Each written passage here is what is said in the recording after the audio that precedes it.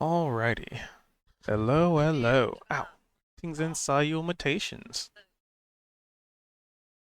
Today, D&D. More D&D. Um, yeah, hope y'all's had a good evening, a good morning, good day. Good day, good day. Let me get a sip of my beverage before we get into much D&D.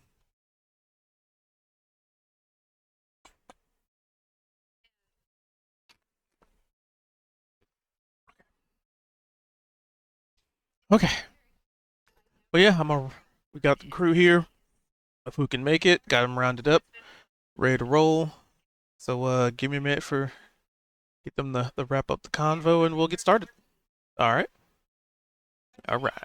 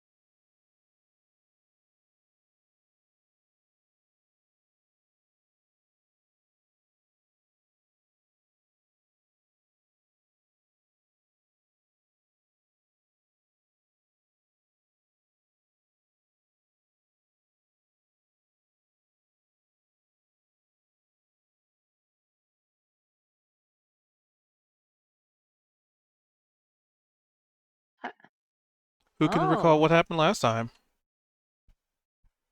I can. Any parts of it anyway. Um, we're in. We're finally in Kronossus after months and months of getting distracted, going this way and that. We're finally in Kronossus, and all kinds of opportunities for crazy. And and then Sari smelled a smell she hadn't smelled since childhood, and she followed her nose and it led us to the door of Mirabelle. And I think it was it myself, Niavara, and Beldrin that went in, and then um, Zed and Kozik, like they stayed outside and they kind of kept the door in sight, but they kind of got distracted by some gambling that they tried to get to be a part of, and that didn't work out for them somehow. And Anyway, in the end, they came back, and Niamh asked Mirabelle lots of questions about the Feywild. And then those guys came back, and then Mirabelle is just totally into vampires. And then Zed started messing with her about just gonna suck her blood and all that stuff. And Sorry finally got to eat a piece of Fairy Bell pie, and I think we kind of left off there.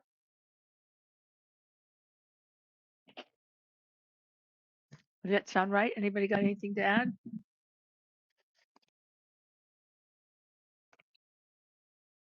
More or less, I think that's what happened on the Niavara, Inanna, and Veldrin's side, other than the fact that like we'd all been like looking through the city, we noticed that we'd been being watched by some ruffians.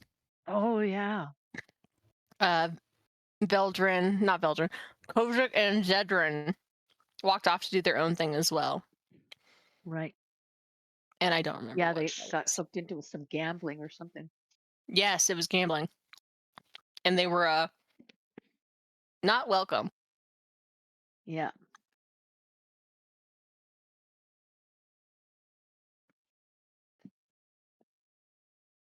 They didn't really have any money to gamble with anyway.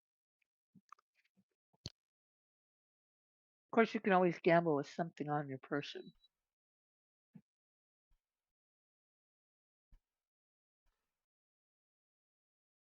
All right. If that is all you can recall, then we essentially pick back up in Mirabelle's homestead. She has some tea brewing.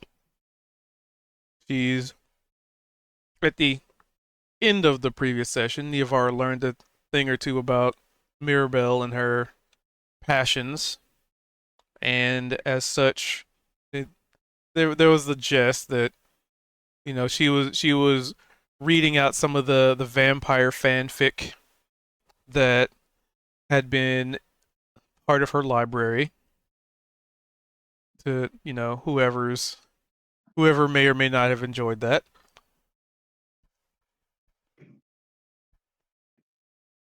And essentially she's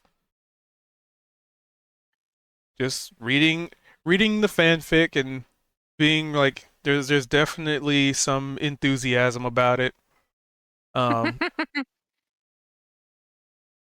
a little bit of, I guess, scarousal could be one of the modern day terms. Um but eventually, she finishes reading the novel, quote in quotation marks, and just kind of sees what you guys really like. It's like basically it dies down as she finishes the fanfic. So I guess during that time you could have been doing, I guess, whatever you wanted to. Um, but it was kind of like at the later portion of the interaction with Mirabelle. Wait, Mirabelle? My name's right here. Yep, it was Mirabelle. Mirabelle. Yep. Yep. Yep, Mirabelle. It was the Fairy Bell Pies. Mirabelle was her name. Um, Yep. Yep. and yeah, Zed and Kozik had just walked in. So essentially, the camera pans as the door opens and closes as the stories, where at whatever point the two of them enter, be it at the beginning or at the end. I'm sure they probably have something that they want.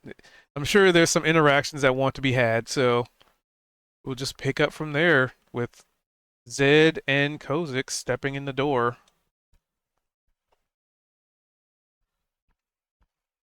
Wasn't Zed, weren't you giving her a hard time, Zed, about vampires? About Was that Tedstarian. Well, I'll have you know, I think Tadstarian and their brave story of freeing themselves from their cruel master and becoming a vampire lord was quite touching, actually. Yeah, I think when we came in, the story was being the Told. was yeah we were kind of walking in during it, And so I pictured both of us kind of just stood off to the side and listened, or Zed probably like, leaned up against the wall. And in hearing what this story's about, oh, well, I guess, first of all, I remember it was kind of meta, and I was just doing it a little bit OOC just to kind of rib Niavara. But it was just like Zed and Kozik walked in, and I just remember the first thing Zed mentioned as we were kind of closing the door was, "Oh, we didn't share any secrets, did we?" Right. And that was more or less just kind of OOC, just being funny. But Messing with me. yeah, Yeah. the hearing that the story was going on, probably would have just been listening, and then maybe a paragraph or a page or so in, once Zed at least kind of realizes what kind of story this is, he's probably sitting over like rolling his eyes a little bit, just kind of almost actively being distracting. He's just kind of like, I don't really want to be here, but he's trying not to be rude. Bravo, Mirabelle. Mirabelle, I don't like to interrupt you, but can I just tell you how fantastic this fairy bell pie is? I mean, I know the vampires are important, but oh my God, this is like, I haven't tasted anything this good since I was a wee lass. This is the best fairy bell pie ever. Thank you so much. That's fantastic. Thank you. Well, I mean, if you like that pie, I could make some more. And Oh at my this point, goodness. I'd say carrying Niavar's insight, she's looking towards another one of her vampire novels, just sort of side eyeing it with a little bit of excitement. Ah, before we get to that, and I am interested in finding out where Tadstarian's story goes next. Don't get me wrong. Um, I actually had a quick question. Yeah, I've got one too. I forgot to mention it because I'll be frank, it just slipped my mind. Random Fae marking your friends as theirs is, bit concerning. And she'll wrap What? an arm around Veldrin and go, "This is my dear friend Veldrin. He's a dark elf." And she nods sagely, hoping that Mirabelle will get the intonation without freaking out. She seems unperturbed that you have a I mean, friend that it's is a pretty obvious drow. to look at him, right? Well, and my dear friend here, well, he was undergoing a horrible situation from his mother, and he required a bit of aid. And he took what aid was offered, except the aid that was offered was clearly from a fae. And that archfey is fucking all around, and I don't know who they are. Veldrin, you have a name, don't you? I Of the archfey. no. Just made a deal with some guy. And she shakes her head like, look what I have to deal with. And I get it, right? No one likes to be trapped. But do you have any ideas in, like, tracking down said archfey? I mean, without a name? Not really? Exactly. Square one Mirabelle, again. Well, Mirabelle, has it been? You said you left the Feywild like about 70 years ago, but have you not had any contact with anyone from the Feywild in all that time before us? She shakes her head. No, I've been living quite happily in the city of Kronossus on my own, enjoying my books, my food, and a little bit of work that I can get here and there. Why, and we're the first ones you've talked to. That's something, that is. Well, Uh, it's not I like denizens of the Fae seek each other out. Right, well, that's true, except when you start cooking those fairy bed pies, then we can't help but take you out.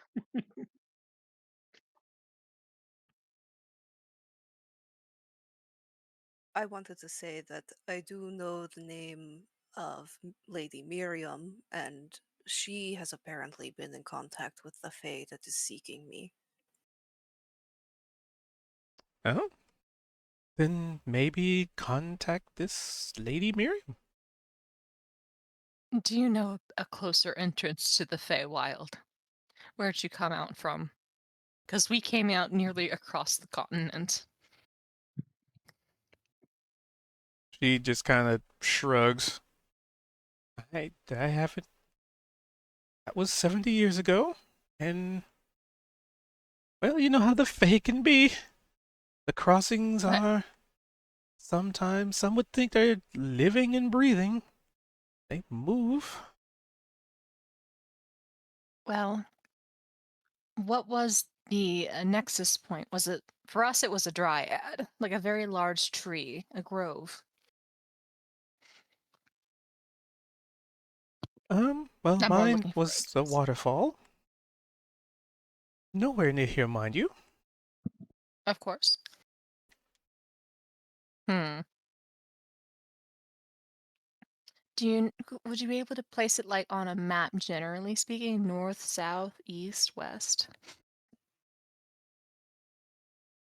Let's see, can she? I'm happy to end up putting my Nope. ear to the ground long term to see like more and more stories of humans encountering us. It's inevitable, right?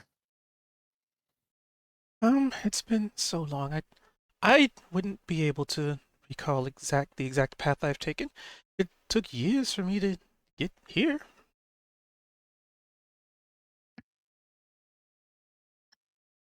Fair enough. Back to square one again on both fronts.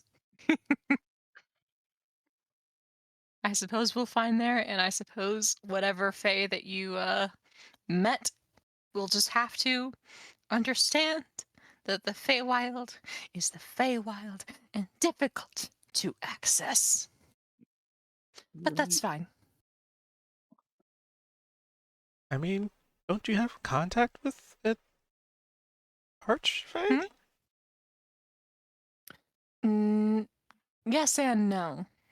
We have necklaces from her, but they don't exactly. They're not a conduit. I wonder if they are for her, though. I mean, I wonder if she knows more of us than we know of her. Why do you think I Maybe they don't wear it? travel one way. Right, right.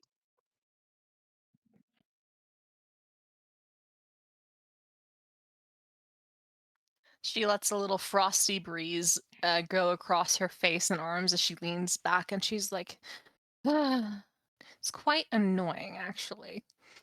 I would very much prefer a simpler answer. And I would very much prefer to be able to figure out who the fuck you've attached yourself to, Vel, before we have to go meet the son of a bitch." I guess I shouldn't call him that. He did help you out of a bind. Mm-hmm. Um, I wonder who got the upper hand in that deal. Not Exactly. me. That's my question. What did you get? It's Freedom. freedom. Some people prize that very highly.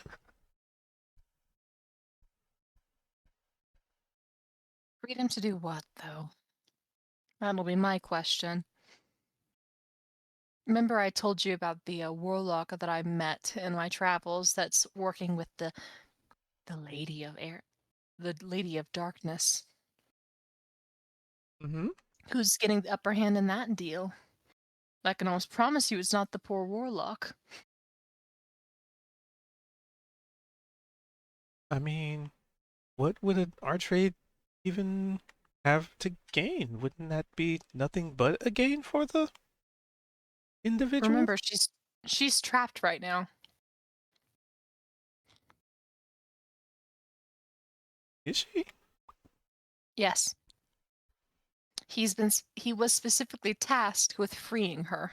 This I know.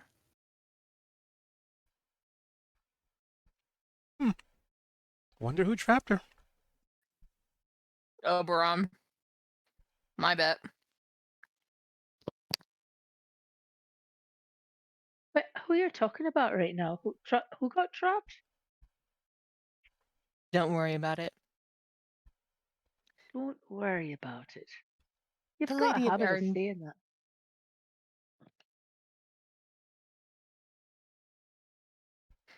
And she nods. Mm-hmm. Hmm. It's about her and the diamond.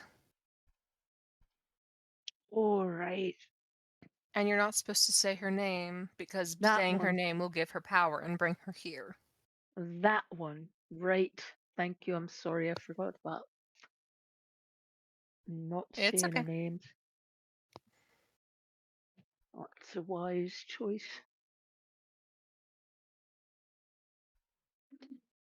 Oh, right. As we were running through here, we are just arrived to the city. Do you have a good recommendation on where to stay? We haven't gotten to our rooms yet. We probably should get going on that matter as well. Um, well, there's the. I guess it depends on how much money you want to spend. Oh, we'll stay moderate, I think. Then Adventurer's Rest will probably be the best place to be.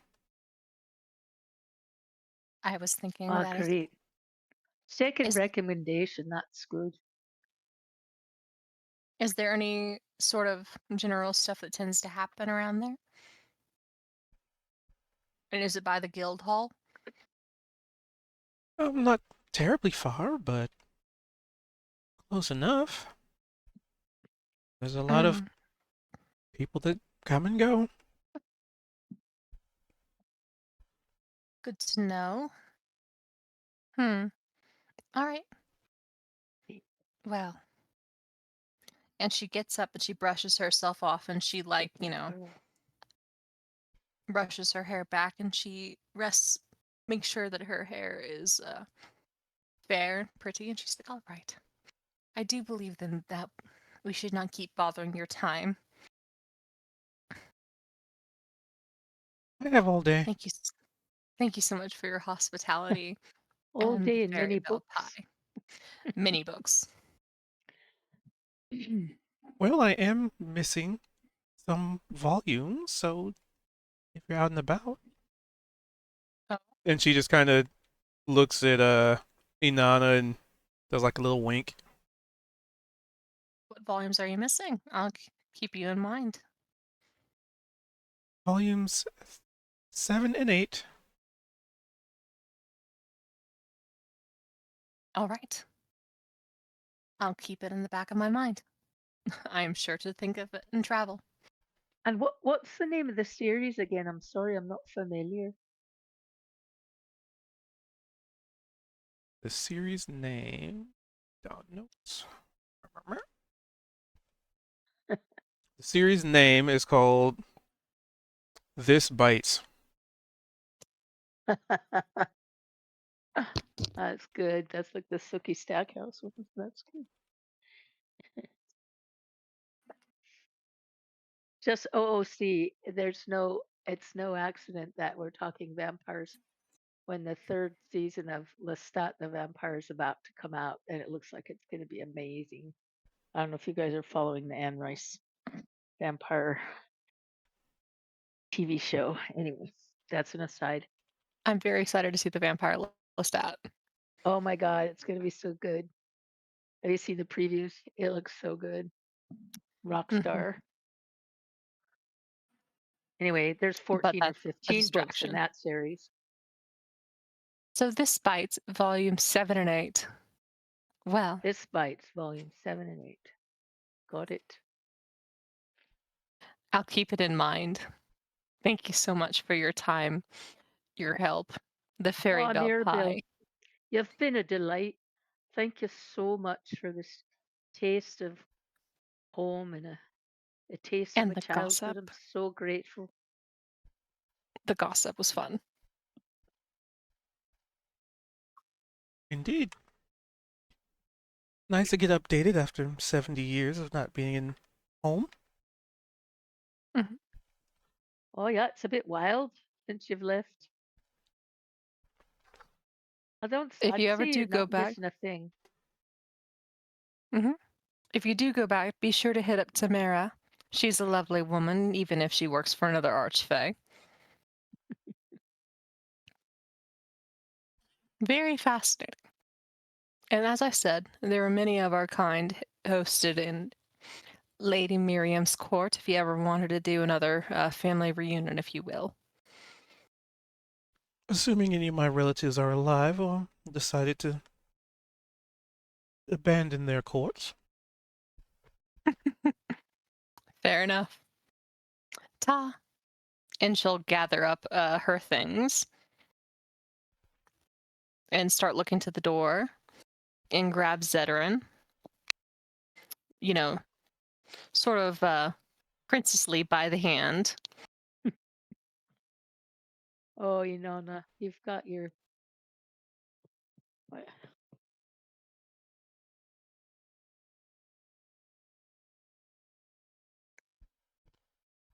And walk out that door. Well, thank you, Maribel. Be Mm-hmm. well now, and perhaps we'll see you later. I'll be here. Probably 70 more years.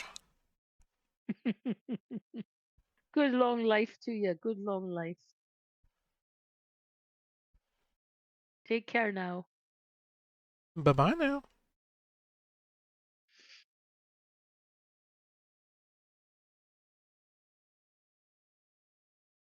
As you are now back in the hustle and bustle of the streets of Kronossus.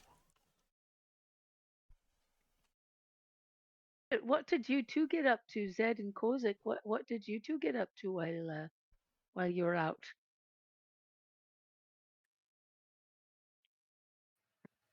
Oh, just a little bit of this and a little bit of that. Just wandered around the local environment. Anything interesting? Nah, it looks like there's a lot of degenerate gamblers and stuff around here. The kind of people that people like us want to avoid, I think. Aha. Oh, I thought you were going to say that people like us want to fit right in with. And Anna sort of looks dead at Zedrin, like, did they kick you Now, off the table or you're not allowed to even start? you'll lose your money that way if you just keep gambling. I mean, don't do it. Yeah, that's for sure.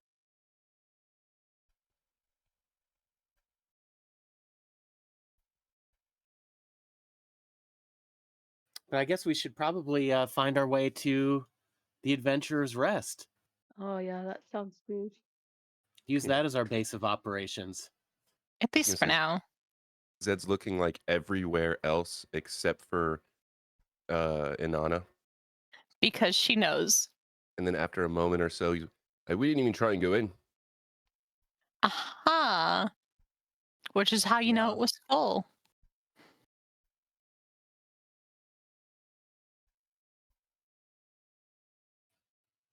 Yeah, But if there's a we did, lot. There's well, if we did want to go in, if any of you were so inclined, there might have to be a password that we procure.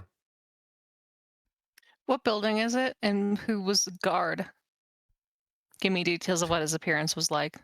Zed's gonna look, um, just going from not having no information to all of a sudden, it's that alleyway right over there. He's not gonna point, but he'll kind of like nod. That little head Of gesture. a couple of, and yeah, he'll nod and then he'll go into thieves can't, into like the signed sort of thieves can't, just trying to be nonchalant about it. And I guess, yeah, remind me, Cube, were there two goblins that were standing outside? I think it was two hobgoblins. They weren't goblins. They were definitely medium sized. Okay. They were bugbears. But there was a bugbears. Oh my goodness. But there was like an eye slit, that it slides open and you have to speak the password. Yeah, we saw one person sitting outside, and as we were just kind of standing, looking over there, and I guess I could say this in character. So there was one fella that was standing outside, and it was maybe like he was on break or something. He probably worked there, and he just walked right in, didn't say anything, didn't knock or anything like that. And so obviously took that as a bit of an imitation. But yeah, there was a little spot in the door, and the door might have been locked just from a glance down the alley. Mhm. And so you couldn't get in because you didn't have a password, but the other guy that you just saw walk in didn't use a password? Right. Huh. Maybe they recognized him. I was thinking that, or he might have a key because he might work there. Oh, That would be my bet. He's either a regular, a staff member, or the boss itself. Someone that and they why do we recognize. care? He wants to go gamble, obviously. Oh, Well, I just thought, we all got to town and it's been a long trip, and some of you might want to have a bit of fun. And well, I had a couple of ideas where I might be able to make some money without actually spending any coin. how to Zetrin? gamble without putting any coin on the table? No, that's not what he meant. Cedrin, I'm just going to give you one good option, which is if you're actually immediately looking for the password, what you actually should do is that you should host your bird nearby at night, and then like spend like an hour or two listening in to see if you hear the password. You know what I could do? He's kind of looking around at everyone. I could get my raven perched up somewhere near that door. Oh my fucking god. Cedrin! Recycling exactly the advice I give you. That's what you get for No, that's a talking good to thieves, idea. can't. I thought another thing I thought was, obviously just keeping our ears open at places like taverns or the Adventurer's Rest, you know? Both a good idea. Travelers might, I could pretend, well, obviously we're with nobility here, and he's gonna kind of nudge Kozik. We could start being a bit loose-lipped about how much coin we've got, and that, we're not, and make it seem like we're willing to spend it, and We're going to folks get might come robbed. find us with the password, We're going to get us robbed. We were already being looked at to be robbed. We've got no Oh, coin anyway. So yeah, when you Okay. tell them how much coin we've that's the got, I know, well, I know, I know. that's the bit where we lie, and then No, they I try and got rob us, that. and there's nothing there. You kind of like, but no, but yeah, no. To your point, sorry, I actually do have a couple ideas, and he'll Let's hear it. open up his coat pocket and just kind of flash the this really illustrious, blanking on the word. Flask? No. No, it's not the flask. It's the deck of cards that he's got a special sort of magical deck of cards, and he'll open it up, or he'll just hold it out with one hand, and he'll kind of like a magician would do a card trick. So he's got the deck in one hand, and with his other hand, he's just kind of motioning it, and the lid of the deck will open, and a card will get pulled out, and it's facing away from him. He's like, sorry, what is that card? Just don't say it. But all of you just saw it got pulled random. And then after a moment, Zed's But going to na- speak whatever but name was of the it card random? That's my question. Was it random, or did you pull a specific card for us all to see? is. Aye, well, now I got your attention, don't I?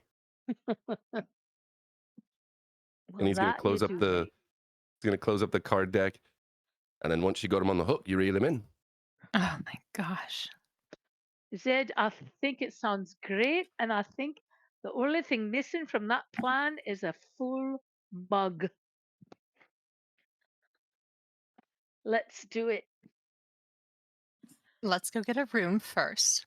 We'll Oh, inquire yeah, that was about just an idea. yeah, we'll Right. inquire about the Adventurer Guild to see the bounty board. Maybe we can, I don't know, kill two birds with one stone, one might say. Maybe someone needs birds killed with a stone. And why is it everybody wants to kill the damn bird? I don't Every know. time. I don't They like weren't it. supposed to be there. And they're yummy.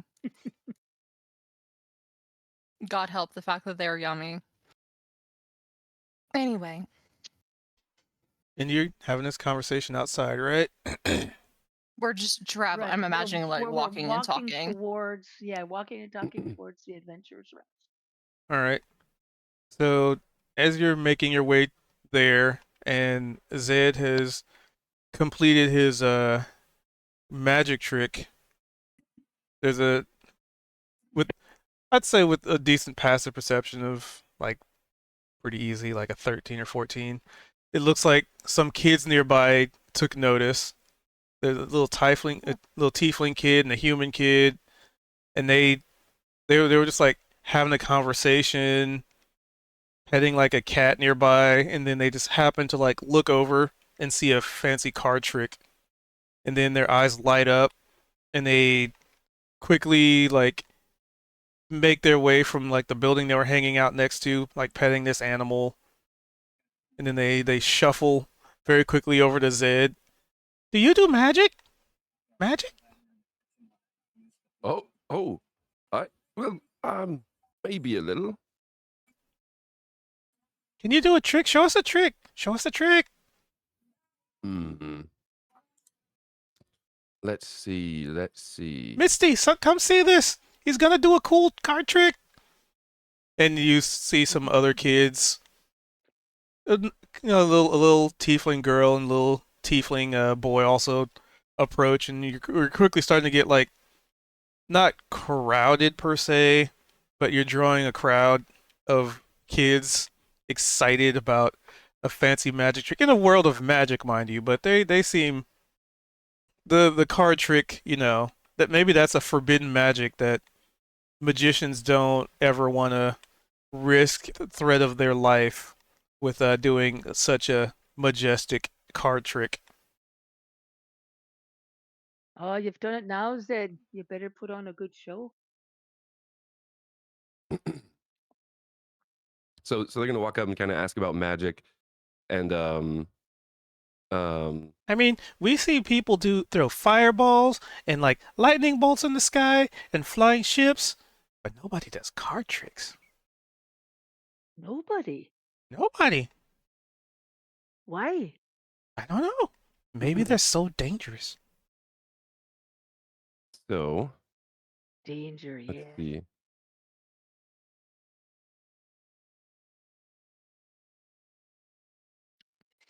I'm gonna do my little bullshit meter. Because Niavara's heard some great levels of bullshit over the years. Mm-hmm. And applied I some. smell a rat.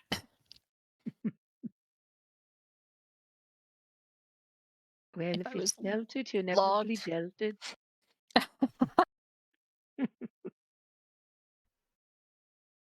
So Zed, he's got his ravens kind of like, just fluttering around us all, just kind of around. Little one's up on his shoulder. Pretending to Just be a scarf. Never done this before. I know But they're little more one's, pressed by the card than they are by little one. he kind of Well, like little one wakes is up little one. Okay. In that situation, little one never was really asleep. He was just like limp there, like pretending to be a scarf. So Right. Okay. when you like, He was still in disguise. yeah, he was Okay. perfectly disguised. So if you poke him, he's like, "Hey, I'm disguised." Bleh. And then he just like falls limp again. Okay. He was gonna incorporate little one, but he'll appreciate the gesture. Everybody can see Um, little one do this. By the way, it was not stealthy. It's kind of like shh, shh, shh, shh, disguise. Bleh. I can almost imagine that like playing into just entertaining the kids. They're thinking like Zed's magical, like you do magic, and his scarf comes to life all of a sudden and is a dragon, and then just goes Right. back into being it's just like, oh, maybe I do a little magic. I don't know. Um, so they're mentioning cards and things like that, and Zed's raven is going to kind of flutter off a little bit, maybe like across the street or something like that, and um, basically land behind all of the people here. And Zed's going to pull the deck of cards out. And at first, pull the whole deck out, shuffle it a couple times, fan it out, kind of show them off, because they're like works of art. They look like they're actually gilded with gold plating, and um, just the cards alone are probably impressive. And then someone's going to do a trick with them. It's like, oh wow, okay. Nice. She's more or less just kind of showing him off at first. Shuffle him a couple times, couple like flourishes. And then have you ever seen someone will like flick a card from the deck from one hand to the other? Just kind of like spin it and Mhm. catch it. So he'll do that a couple times, just kind of embellishing, and then third or fourth time he does that, he'll grab the card mid-air with his mage hand, so it'll just stop and float there, and it almost will, for a moment, he'll kind of grab at it and play as if it's got a mind of its own, and he's just putting on a show. Mhm. Finally he'll end up getting it. It's like just the mage hand kind of letting him grab it, and he'll tuck it back in the deck and kind of seem a little frustrated, perturbed, like that wasn't supposed to happen. Sorry about that. Give me your performance, by the way, as part of this. Okay. I've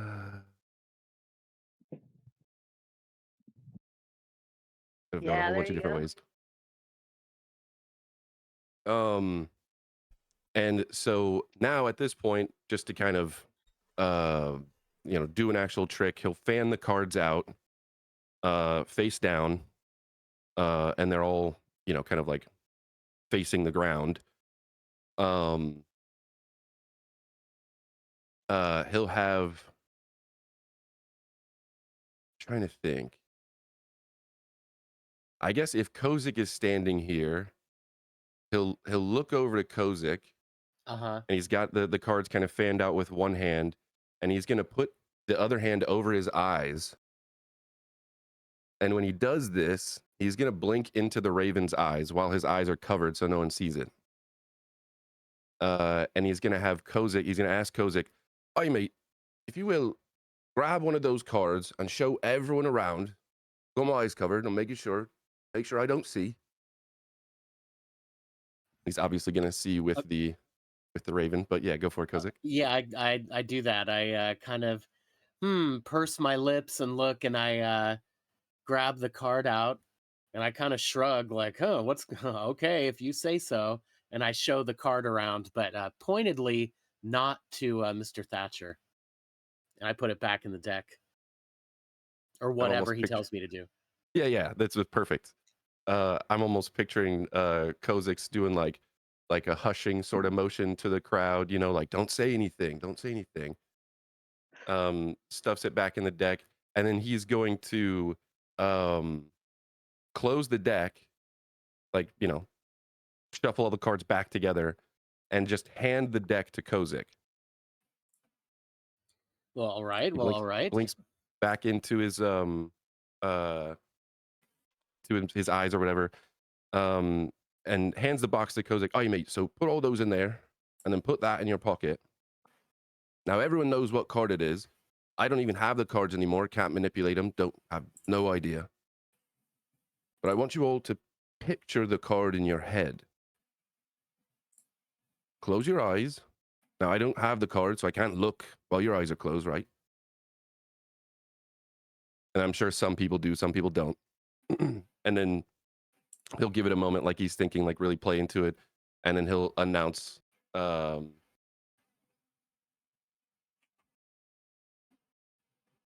what card it was from, I guess, whichever one Kozik held up. 3 Wow. of clubs. It's the 3 of clubs, everybody. He got it. He got it right. The kids all are excited and clapping. And Niavara, 3 of them are genuinely excited. One of them seems to have ulterior motive, but also playing along. Niavar knows just which one it is. Hmm. Don't like that. So at this point, Zed'll probably he's kind of, again, he's trying to play into it and put on a show, be entertaining. And he'll, hey Kozik, can I get the that card deck back? Oh, sure, sure. Here you go. Here you go. And he'll kind of kneel down to, because I'm assuming a bunch of kids are around, kind of kneel down to almost be at the same height. And as he's kneeling down, he's going to look up and kind of hold the deck up. And just with one swipe, he'll swipe straight up in the sky and send a card. Mind you, it's going to be a spectral version of a card, just flying straight up in the sky. And he's going to kind of grab everyone's attention. I watch it now. Watch it. And it's probably going to get to an apex and just start like fluttering back down. And as it's fluttering, this spectral raven will snatch it out of the sky and sort of fly back down, and it'll land on my shoulder. And without touching it, Zed'll just kind of look over at it, and he'll gesture, and the bird will kind of turn its head a couple times, basically showing what card it is, and it'll be the 3 of clubs.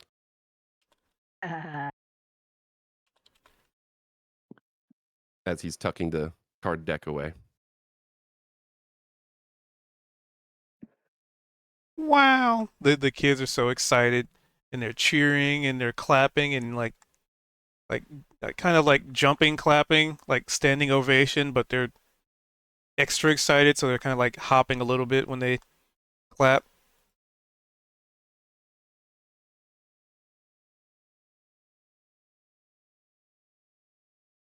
And yeah, Zed's into it. He's like really trying and wanting to. This was kind of a test run to see if he could actually do some of this to make coin later. So he's, kind of standing up straight and proud of himself. He's got his cards tucked into his coat pocket, and kind of does a little nod or like a half bow to all the people around. Well, I appreciate you allowing me to show off, I guess, a little bit for you. But we do have to go. We're actually trying to get well, trying to find a place to stay. We're new here. Aww. They seem like all simultaneously disappointed. Could one of you maybe point us in the direction of the Adventurer's Rest? Veldrin's gonna look down.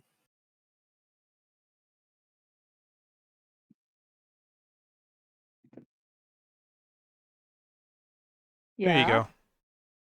This is while everybody's like watching the kids. Mm-hmm.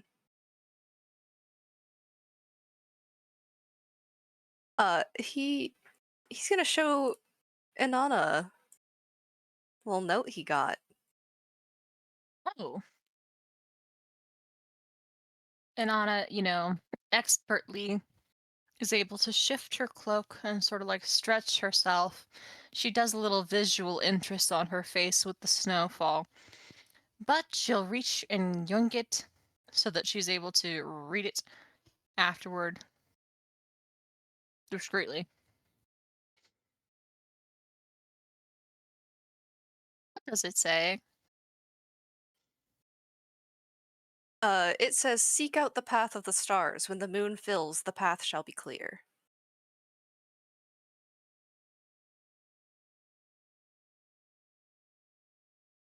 And she'll sort of look to Veldrin, raise an eyebrow. Interesting. Say, Vel,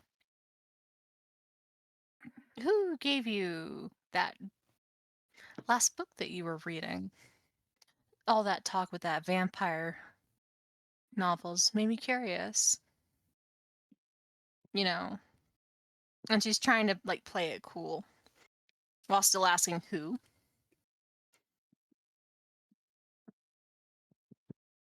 The answer is I got it from a mage hand.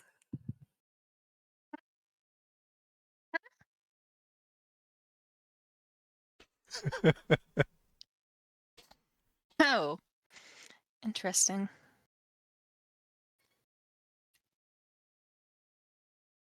And she'll pocket it herself. She's been keeping one of her eyes on the kid that was seeming a little overly interested, by the way.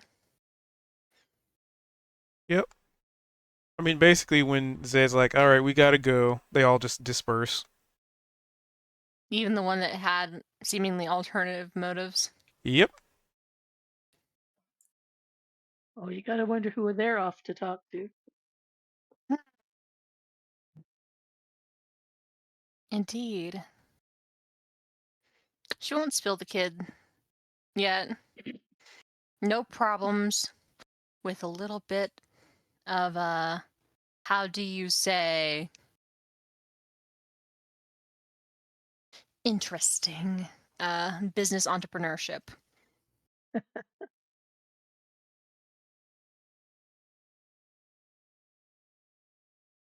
And you're asking the kids like where how to get the adventurer's rest, right?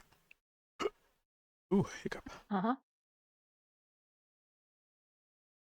So I'll probably say like the first kid that was one of the first two that were interested in the magic show would be kind of the last one to leave and be like, oh, just go down that road, mister.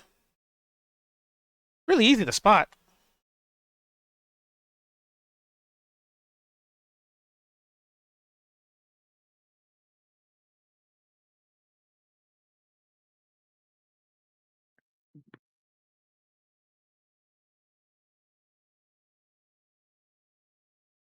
Mister. The Adventurers Guild building. Yeah, where is it? And then the kids completely Disperse fully. disperse. Yeah. Hmm.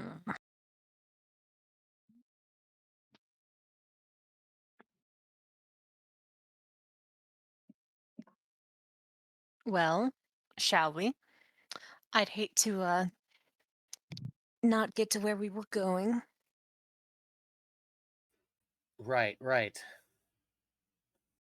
And she'll continue on her way, sort of pondering the orb in her mind The orb. about the note she was given, of course. So, Well, Veldrin was given. mm-hmm.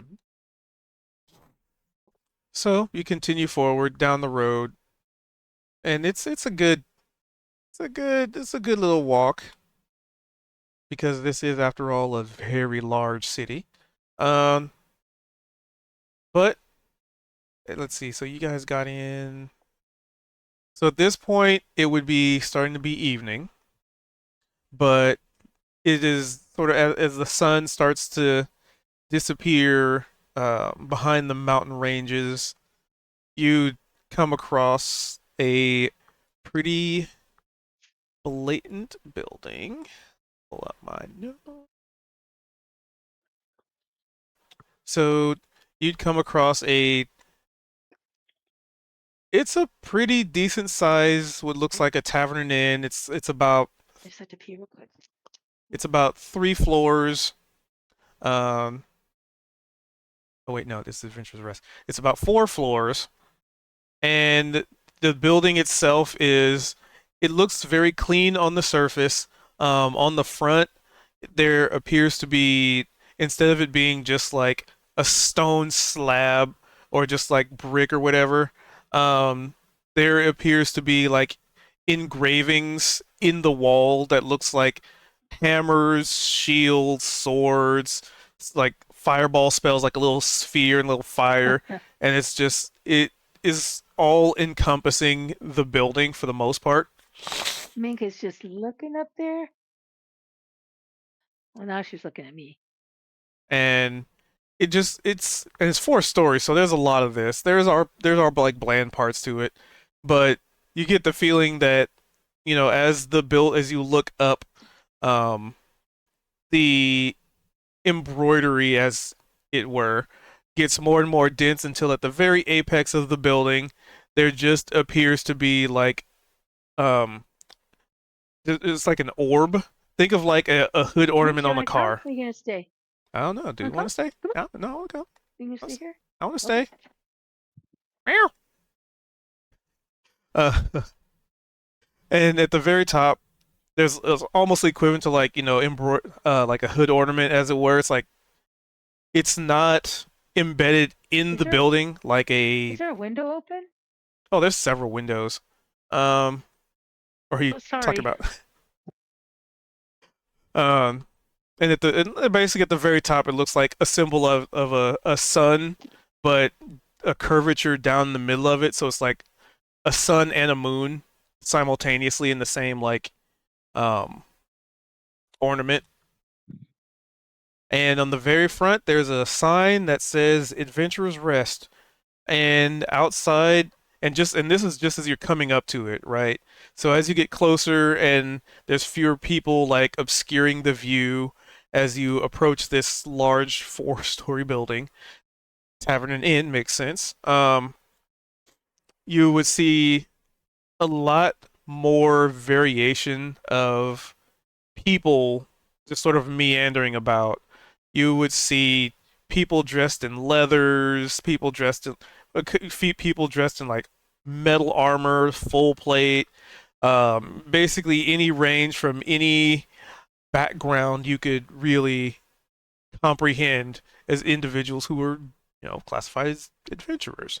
Um, and there are certain like little cliques, so you can probably tell like, oh, that group over there is probably a party, and those people over there are probably a party also, and just sort of you could definitely identify that there's cliques outside.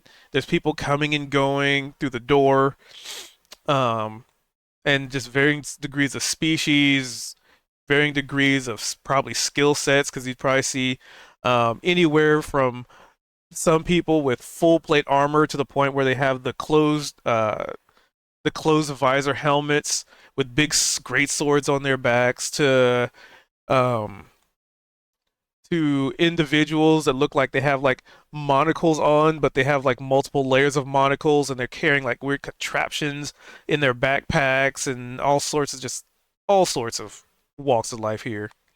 And like I said, as you approach, there's a big sign that says "Adventurers Rest." Zed's gonna kind of hold up all the group before we go in. And I guess, has Neovara mentioned the kid that was? No, Neovar was in fact specifically excluding him because she's like, you know what? Some kids just have an eye for business. All right, fair enough. So yeah, Zed would stop us before we get here, and just kind of like under his breath a little bit, seeing that there's a bunch of people around outside, and there's gonna probably be more people inside. All right. So how do we want to play this? Just kidding. Basically, we could just kind of walk in nonchalant, try not to draw attention, or well, How is make our it we're presence not going known. to draw attention? No, I'm just saying we walk in unannounced, just kind of act like we've been here before, or make our presence known. You know, it's kind of how do we want to play this? I'm asking. I think, genuinely speaking, we be as quiet as possible But it's and an we inn, just chill right? I out. mean, what's the big deal? There's no big Or deal. just I'm literally just saying we've got like two options. We either walk in and don't make a fuss, or I kick the door in and I announce our party as if we belong here. well, don't do that. Okay, well, I'm asking because I could, but that's why I'm asking, right? It was like, what do we want to do here? How do we want to be known? It's our first time here. Do we want to be this is an adventurers guild or rest or all these are adventures? So that's why I'm asking. Do we want to walk Ah, in and be like, I hey, see. we're the top dogs, give us the job, or we just walk in and kind of keep our nose down to not try and draw attention. Why don't we just go do in between like we usually do and just walk in and go up to the desk and ask about getting a place to sleep and some work? I don't think Right? it has to be Fair enough. nose to the ground or face up Well, high in the I'm sky. not saying shy away, but I'm just intentionally not draw attention. You know. Anyway, I was just asking. I think you're overthinking it. I think let's just go in. Well, no, I'm not I was literally going to kick the door in and do my introduction for Kozik and all that and All draw. right, Like I can draw everyone's attention if we want to, or we just walk in right, and see what's in there. That's all I was asking. right. Well, I tend towards the second. Right, fair enough. How about everyone else? Let's just be chill. I'm a fan of being chill and, like, not breaking our general path so far. Yeah, I like that chill because then we can watch other people before they're watching us and we can Yeah. get the lay of the land. And we know for a fact that we have a number of people who've been watching us. Yeah, nice to get an idea of who they are. It would be.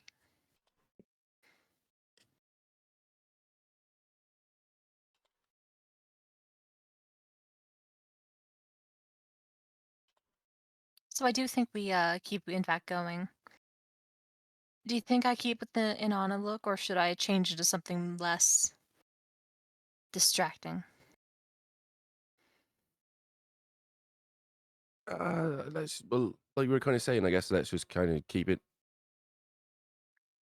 how we've got it for now, if that makes sense. And if you're inclined to present yourself differently, by all means.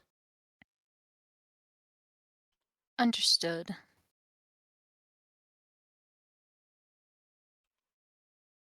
We head inside. Inanna opens the door. All right. So you walk in, and you are immediately greeted with just as many degrees of walks of life inside as there are outside. Um, this place, they definitely have plenty of space for lots of people. Um, and you would see that the floor is definitely weather treated wood. The tables are made of like oak, but they also seem like weather treated, and they kind of have a little bit of a sheen to them, kind of like, you know, a lot cleaner. They're not it's very clean tables for a very simple material.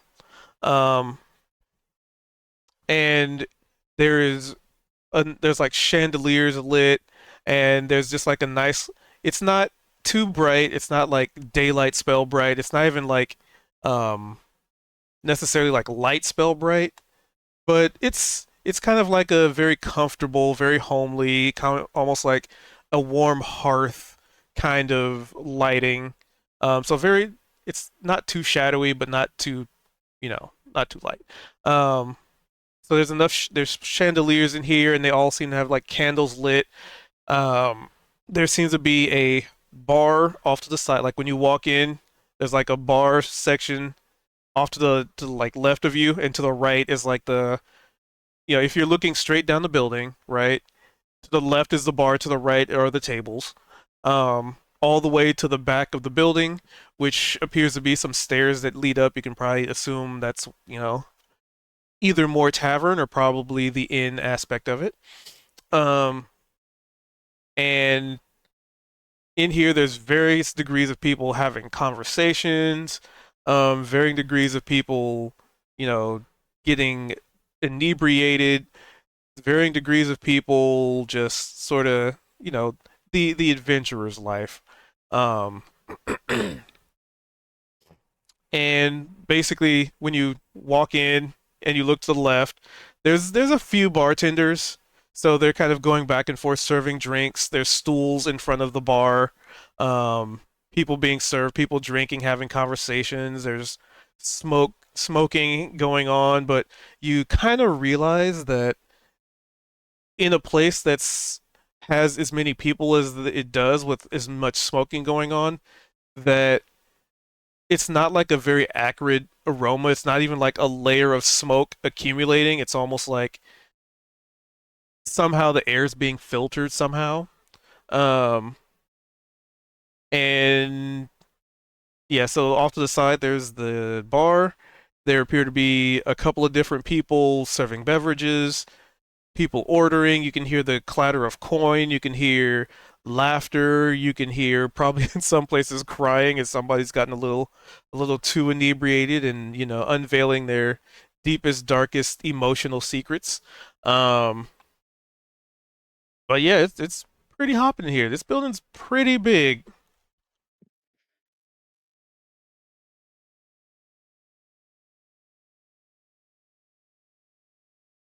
I'll get drinks, or if you all want to get a table, if there is a table. Shit. I think we find a table, even if we're sharing a table.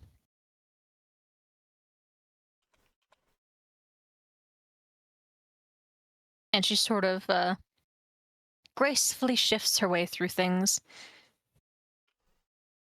sort of looking at everyone. She's like, all right. So, isn't this interesting? Um, that was a whole lot of not enough.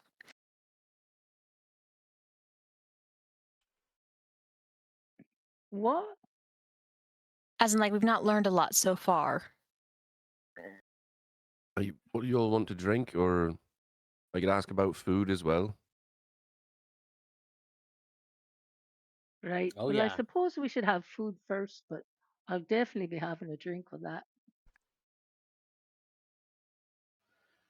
sounds good. Okay, Food sounds pretty good. tell me what all you want. I'll go ask about it, and then meet you all back at the table.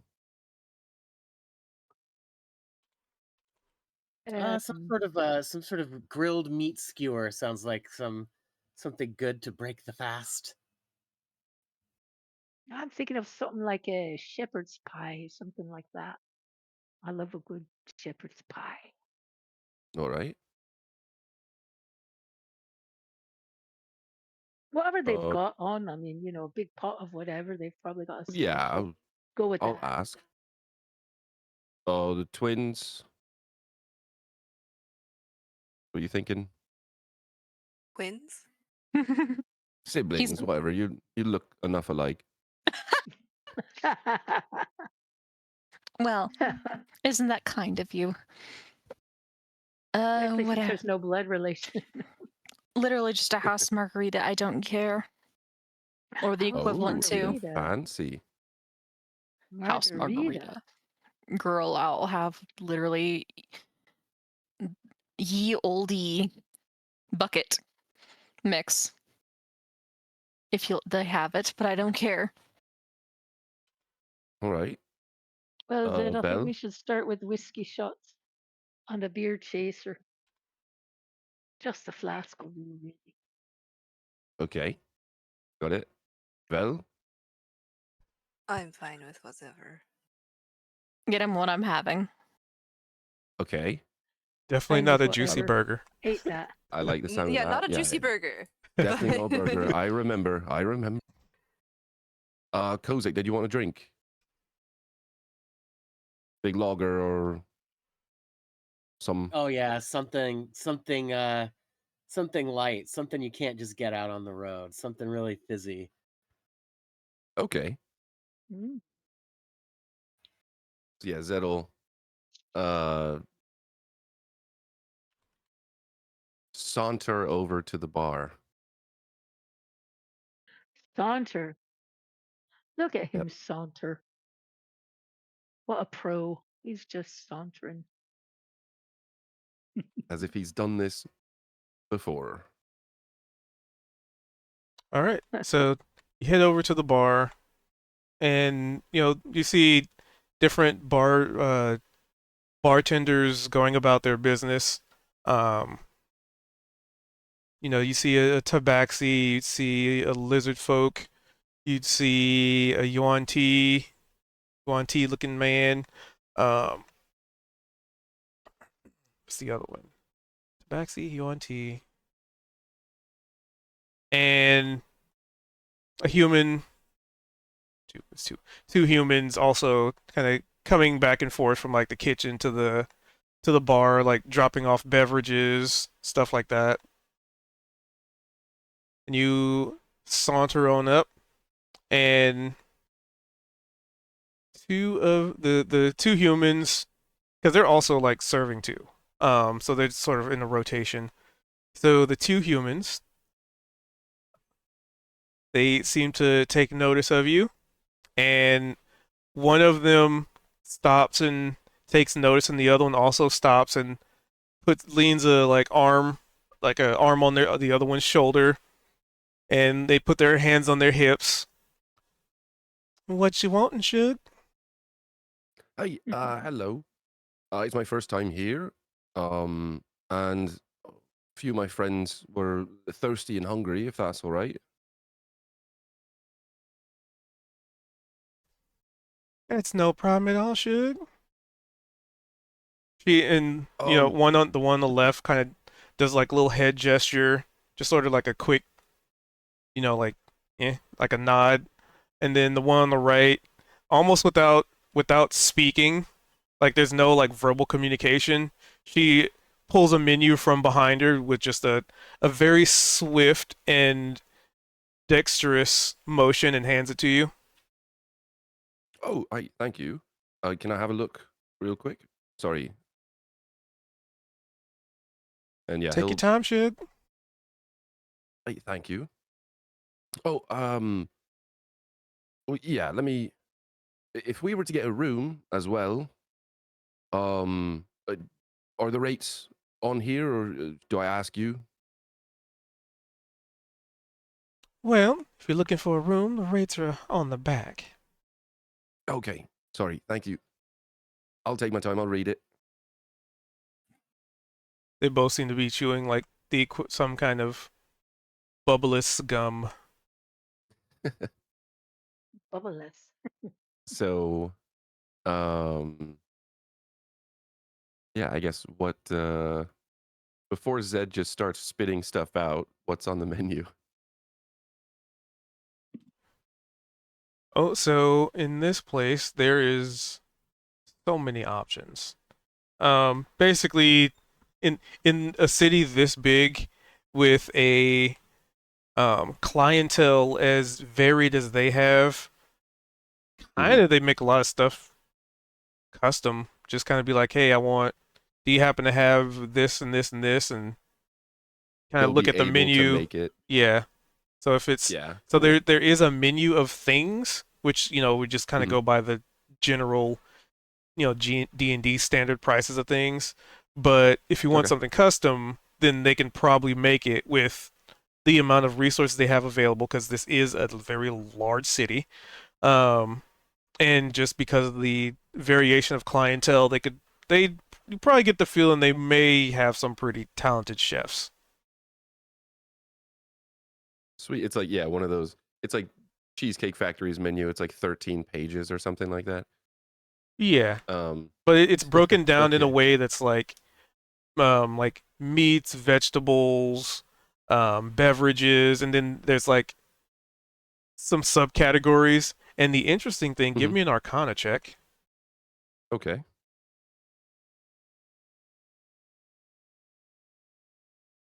Uh. Oh, Oh. Well, it's a 15, technically. Yeah, isn't it nice to never fail? It's so. It's. how do Oh. you get a 15 out of that? Rogue thing. Yeah. It's a. I'll link it. Anyway, What is it? What do you have an It extra I'll put it in 7? the. it's his Oh, I'll put it in rogue okay. chat. thing. So anyway, Reliable talent. Excellent. so as you're reading through the menu, you realize that at any given point where you start to be like, imagine trying to read through a menu that's like effectively like 30 pages or something. Um, but it's not really that bad, but just imagine, right? Yeah. Um, Zed gets bored quick. yeah. So it's as you were selecting as you're kind of going down the list and be like, I wonder what they have. The menu is you when you turn the page, somehow every time you turn the page, it it's kind of like narrows down selections of things. So it's almost like Oh, automatically cool. reordering itself as you're going through it. That's cool. I'm assuming after a couple pages, he kind of maybe flips the page back and starts to realize this is going on, and he's got maybe a puzzled look, and then I guess for narrative sake or theater of the mind, I'm picturing the two servers are noticing this and just kind of explaining it a little bit, and so he's understanding kind of how it works a little bit more. And But they narrowing mentioned it down that based on what? Like I'm based on assuming it's magical, so I'm just kind of just picturing guessing what it's you like like? I'm thinking the way that I'm picturing it is Zed has things that you guys have mentioned that you want. And Uh-huh. so it's like as he's turning the page, the menu itself is narrowing itself down to the items that he was looking for. Because And it's he's like, tuned into that. Okay, that's because cool. he's thinking about it, so it's almost, yeah, it's just like this magical connection. He knows what he wants to order, and the Right, menu's right, like, okay, I'm getting what you're putting down, kind of thing. You don't have to say it. right. And so Very he cool. realizes this is kind of happening, um, and I'm assuming that the bartenders kind of explain it a little bit, and so then knowing that, getting just that knowledge, he doesn't have to keep flipping through. He can just pretty much order what everyone wants. He's gonna flip to the very last page just to see the rates for the rooms and things like that to get a gauge on how much that might be. So if you are looking for room and board, that's going to come out to about a gold a day. Per room? For like for one room, like how what Yeah, is the what's the basically You breakdown get one there? like 2 rooms. one room, one gold, one. Okay. Okay, It's gonna cool. have to So upcharge a little we'd bit. probably um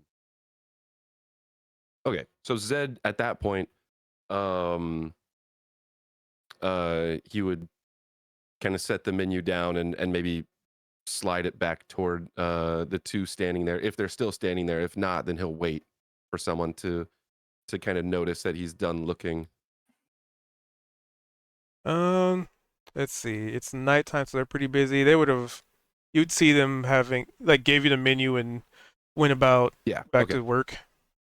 He's hanging out. If anyone else wanted to do anything, he's hanging out until uh someone approaches him. He's not going to try and be obnoxious and get anyone's attention. So I don't know if anyone So else it's wanted to do anything in obnoxious this if moment. you got their attention? Well, That's no, not I mean, obnoxious. You're I'm just letting them know you're ready. I'm picturing that they're super busy, and so just once he's done, he's not going to be like, "Hey, come serve me." So Yeah, he'll I'm just thinking there's a happy medium in there somewhere. no, of course. But that's The reason okay. I'm You do saying you. this is the reason I'm saying this is in case anyone else wanted to do anything or say anything in this moment, like the rest of the party at the table, or because this is all going on kind of simultaneously. Right, I'm just right. trying to share the spotlight. Otherwise, I'll place the order. We just want to continue with that. It's up to you guys. But I'm looking forward to some some fare from the inn here. I love eating on the road, but it'd be really nice to be cooked for and somebody using spices I might not even have thought of. So I'm really excited.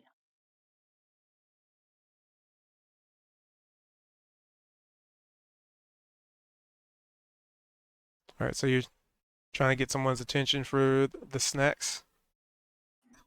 He's just making it, it you know, making it apparent that he's not looking at the menu anymore. A server would realize that he probably is ready and knows what he wants, but he's not trying to rush anybody. So yeah, if any, Okay. Well, I was just if trying to talk someone's, to folks at the table, but nobody's yeah, I know. biting. So you go ahead. And there are still open tables despite how busy it is, so you can easily find one. But you probably get the feeling that that might not be the case very soon, considering the time of day and Oh yeah, I thought we had a adventures. table. We already grabbed a table. Okay, so yeah, you would have gotten Yeah, one easily. before Zed went up there, we grabbed a table. Yeah. So you kind of hold up the menu like, "Hey, I'm ready to order," and the yuan tea man just finishes pouring some beverages, and he does so with a flourish, and with not only a flourish, but he is in essence a performer as well because the beverage that he pours is so it kind of looks like a wine glass, and he pours it while balancing it off of his index finger, and almost like magically tipping his finger as if the bottle's attached to it like a magnet into the beverage, and then he does like this like flourish with his hand and catch it, and almost like looks like it drops the bottle, but he quickly catches it and does like a little spin, and it slowly like wobbles off to the side and settles, and as he does so, he runs his finger across um, the bar, and it kind of looks like a little trail of flame follows it, and he wraps his index finger around the base of the wine glass and to the very top of it, and taps it lightly, and there's a little like blue flame that um, not really explodes, but a little blue flame just kind of pops into existence for about 3 or 4 seconds, and then the trail of fire turns yellow and then fades away as he presents the beverage to a customer and sees you and goes, "Ah, you are done. Welcome. What is it that you wish to have?" As he holds a Zed hand sees out all. towards the menu. Yeah, he'll hand the menu. Like, thanks, mate. That was very talented, by the way. And he's thinking to himself, this isn't the expensive place. Mm-hmm. Um, so a question. First time I've ever been here. Um, if I order drinks and food from you, and we've got a table over there, uh, I guess how does that work? Do I come up and get it, or need to tell you which table we're at? Ah, speak what you wish. The menu will remember. Hey, understood. Um, okay. I guess I'll get the food out of the way first. Um, could we get like an assortment of different sort of grilled meat skewers? Mm-hmm.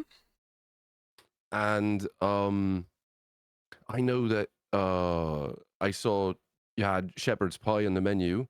Um, could we get, I guess, a large portion, please? Of the finest pies, of course, for you. Well, shepherd's pie specifically. Indeed. Right. Okay. And let's see. I wouldn't mind actually a grilled fish sandwich. Ah, what type of fish? And as he says so, Hmm. he's just kind of like, running fingers on his chin, but not like a single like index finger tapping, but like he's using all four fingers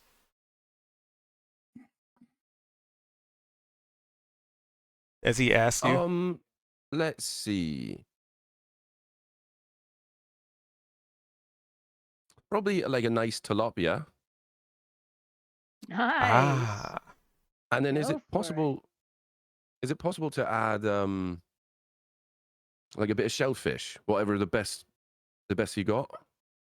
I see you are not shellfish. Well, I am pretty shellfish because I'm eating the sandwich all to myself, mate. Anyway, Ha he's kind ha of like ha. like slaps the bar, um, and I guess that was all for the food for now. We're probably going to be back for more. Um, but yeah, then as far as drinks, well, maybe after watching you make that drink that you just did, you might have quite a recommendation. I've got a friend that wants something very light, maybe potentially fizzy, not too strong, but something that's well, let me put it this way, something that's got the taste of nobility. Hmm. I can think of just the thing. Perfect. I knew you could. And let's see. Have you ever heard of a large Marge? Hmm. It's like a big bowl, and it's got tequila in it typically, and then kind of like a sweet and sour sort of mixture, and it's often dressed with a bit of lime juice. Also known as the Jungle Bucket. It's an actual drink. I'm just thinking of Pee-wee Herman's Big Adventure and Large Marge with her eyes popping out. I don't know if anyone's ever seen that, but anyway, I didn't know it was a drink. Large That's Marge funny. was Large Marge was actually a character that our friend played as a guest star in this campaign, and so I wanted to bring that back. Yep. Oh, no kidding? Oh, Yeah, Large Marge was a Pee-wee Herman character. That's funny. Okay, yeah. that's funny. Fun fact about that movie, that was oh god, what's his face? Tim Burton's first ever it was his first directorial Wild. debut. Oh, no Yeah, kidding. It was such a yeah. great movie. But you remember Large Marge, right? Her eyes bug out Oh and yeah. the Yeah. Fucking truck love driver. Pee-wee. Yeah. I tried to bully Niavara into watching Pee-wee with me. Such a great movie. Okay, sorry. Sidetrack. I can indeed mix that. There's nothing I cannot. I I figured. And then so can I get 2 large Marges as well, and oh, let's see. Uh, two of you, a couple of your draft beers. I'm not sure what, like maybe a local favorite that I've not had before. As well as let's say I'll again leave it up to your recommendation, but a couple of your top shelf whiskeys, or 2 of them, please.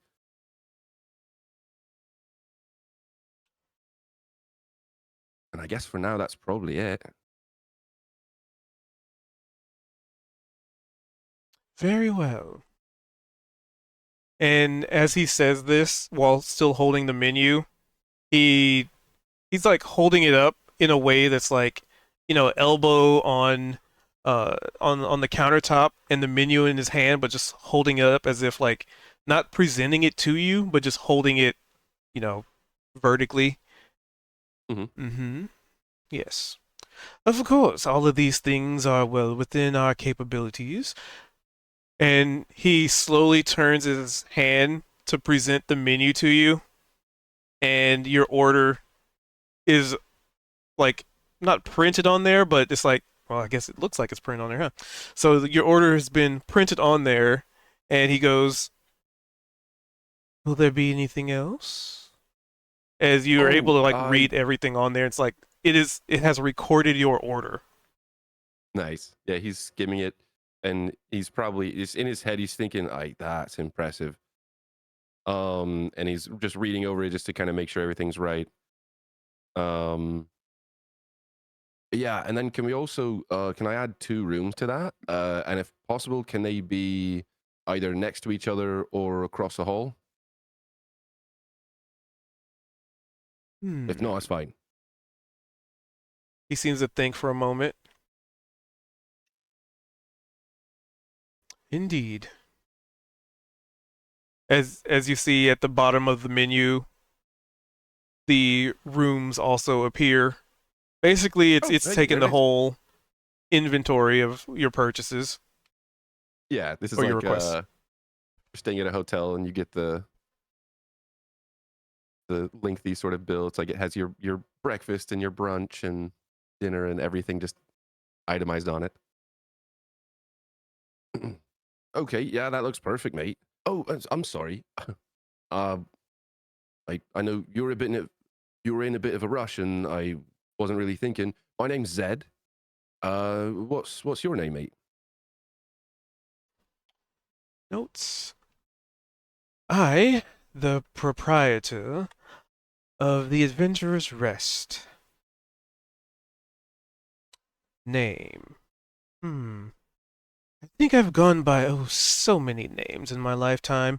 However, Scar would be the one most Crazy. apt. Okay. I won't ask you where you got it if you don't ask me where I got mine. Huh? Kind of like smiles just to try and make it not awkward. There's a toothy grin in response just to make it awkward. Kind of pats the bar a couple of times. All right. Well, yeah, I'll be. So now what? Do I go just back to the table? Or should I wait here? The menu. And he flips And it he's gonna. around and it says order by Zedrian. Now that's interesting because I didn't even say my full name.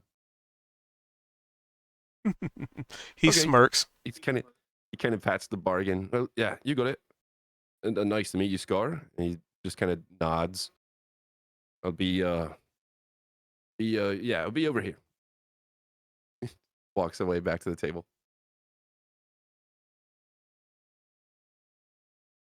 And you make your way back to the hotel. So what's everybody else doing while Zed's ordering? And Anna snuck back out her little book of notes.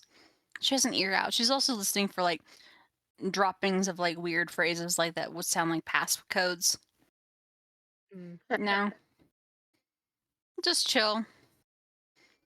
Yeah, Sari's just chilling too, just looking around, watching people, listening to snatches of conversation, just getting a sense of it. Yeah.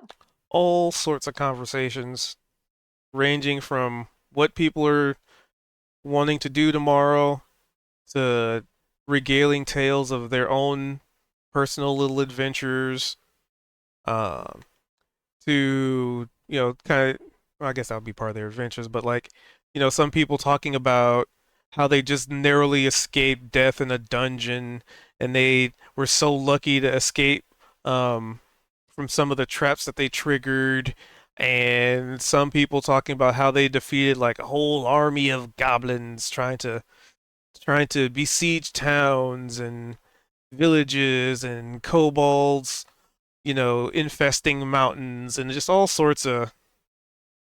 sorts of tales. Anything and everything you can think of.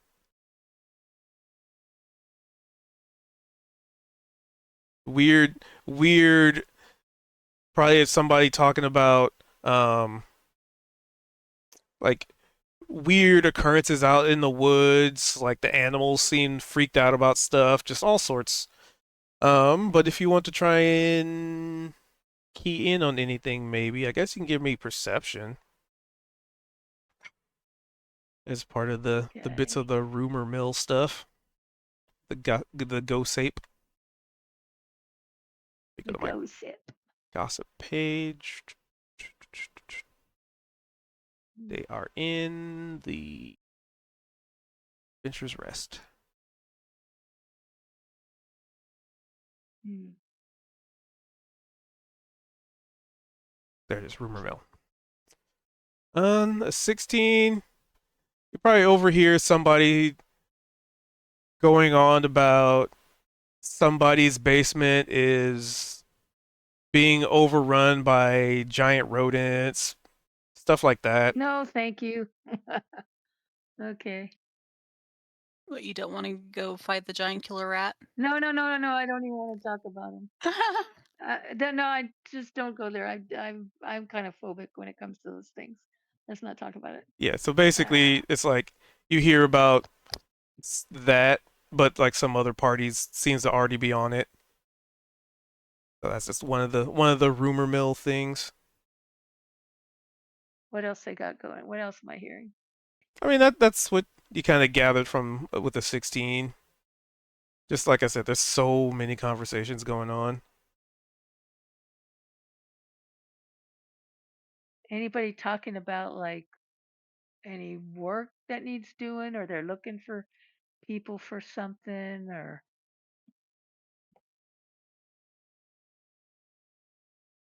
In the Adventures in mundane work, lifting boxes, stuff uh-huh. like that.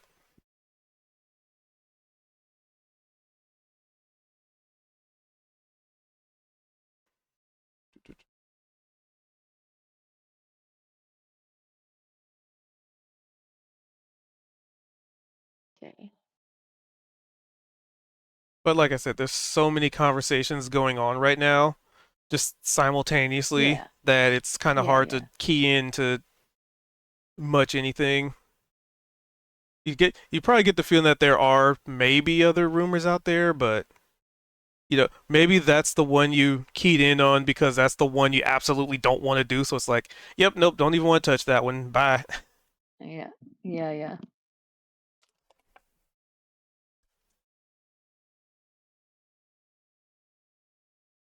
So what's Veldrin and Kozik?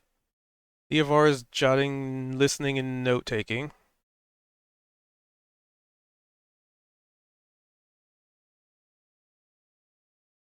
I'm gonna I'm looking around for see if there's any other noble looking people running around in this bar. Give me a perception.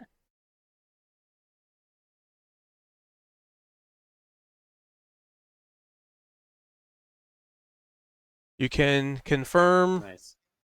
that there is nobody in this rough and tumble tavern of, stalwart adventurers that seem to proclaim to be of nobility.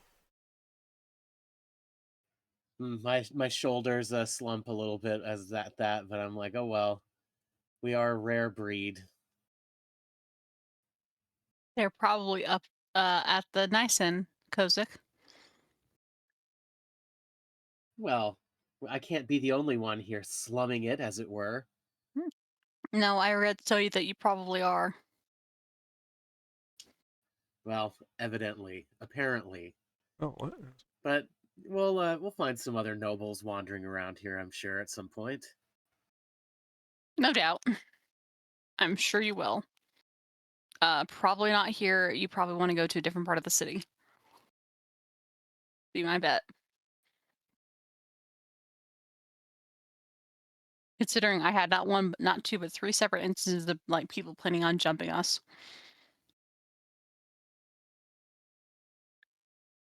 Right.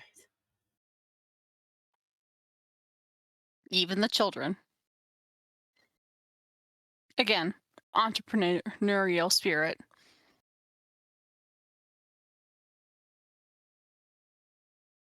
Okay, so Truly. they're here. But also, yeah, no, they were absolutely thinking how much they could get away with. If only I'd kind of encouraged Zed to do a coin trick. Wouldn't that have been funny? Indeed. He could have watched Wow. that coin disappear in real time. Then it's a real magic trick. So far, this city seems to be the most. We seem to have to be on our guard the most here in this city of all the ones we've visited. Even the that city in the Feywild that we visited. Yeah. Well, you don't want to double cross a Fae. Even the lesser ones. It's not really worth Well, the there time. was a fun festival there, and then we went to the Bonk Village, and we went to their drinking festival. I wonder if there's any sort of festival that's going on here. Looks like business as usual, I guess, but seems like there must be something to get into here. Crime. And she only Right. says that with like a little bit of a joke. Only a little bit of a joke. I mean, I know how much Zedrin's been looking forward to it.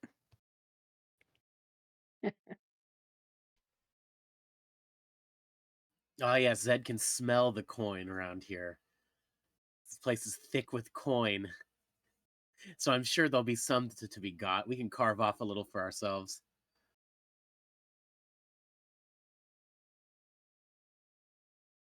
And what's Veldrin doing? If you ever got your mic working.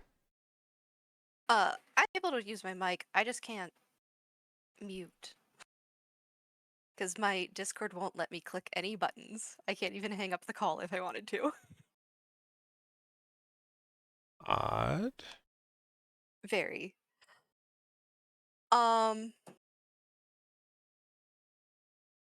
I mean, he's just chilling.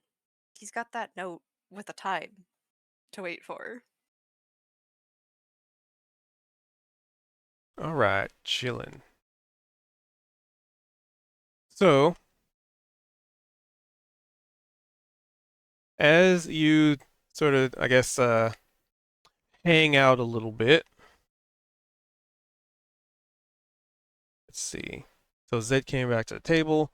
So you're all just sort of sitting around the table. Um, I guess while you guys wait for food, now would you get the feeling you probably have a little bit of downtime to just sort of interact, chit chat. You know, like I said, there's people around having conversations, so it's pretty easy to have. It's very easy for your conversation to be drowned out by the fact that there's so many other it's so many conversations happening in the room. So it's pretty easy to have yours be drowned out amidst all the others. Not to say you can't hear each other, but just people listening in might have a much more difficult time just on account of there being so many people sharing stories and some people being more boisterous than others, which gives you the Zed would perfect opportunity to kind of plan, plot, interact, etc. if Zed's just getting back to the table, he'd probably, like slide into a chair and kind of lean in a little bit. I just robbed the bartender. I mean, I just met the bartender. Okay. Well, actually, I'm pretty sure they're the owner. A UNT fella named Scar. I didn't ask where he got his name. Best not to, I think. Yeah, he kind of alluded that it wasn't his only one, but that's just what he's being called right now, which is a bit interesting.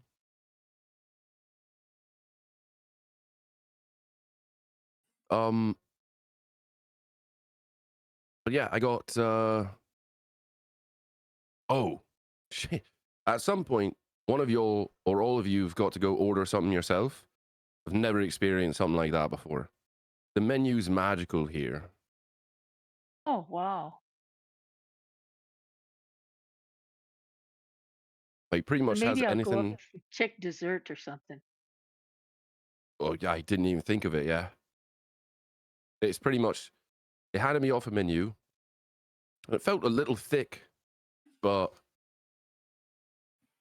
I've not too bad, you know, just a couple pages. And as I was turning pages, it was almost like pages were just kind of being added. But as I'm turning the pages, it's more and more boiling things down to what I was thinking. I never mentioned once what I wanted before I started flipping pages and actually seeing it in the menu. Oh, that's crazy. That's crazy. And then I realized, okay, they've got everything that I want. And then Scar fella came over and he just held the menu up, asked me to tell him what I wanted. I started describing things. I even asked for, you know, his recommendations or certain things like that. He's like, yeah, like we could do that. And then basically showed me the menu at the end, and it had everything that I'd said on it, just itemized all out. Hey, it's impressive. And then just watching that guy make a drink. I'm surprised that this isn't the fancy sort of expensive place, to be honest. Oh, and I got us 2 rooms. They should be Oh, either great. next to each other or across the hall. Fantastic. And that's about it. Oh, thanks, Zed. Appreciate it. Thanks very much.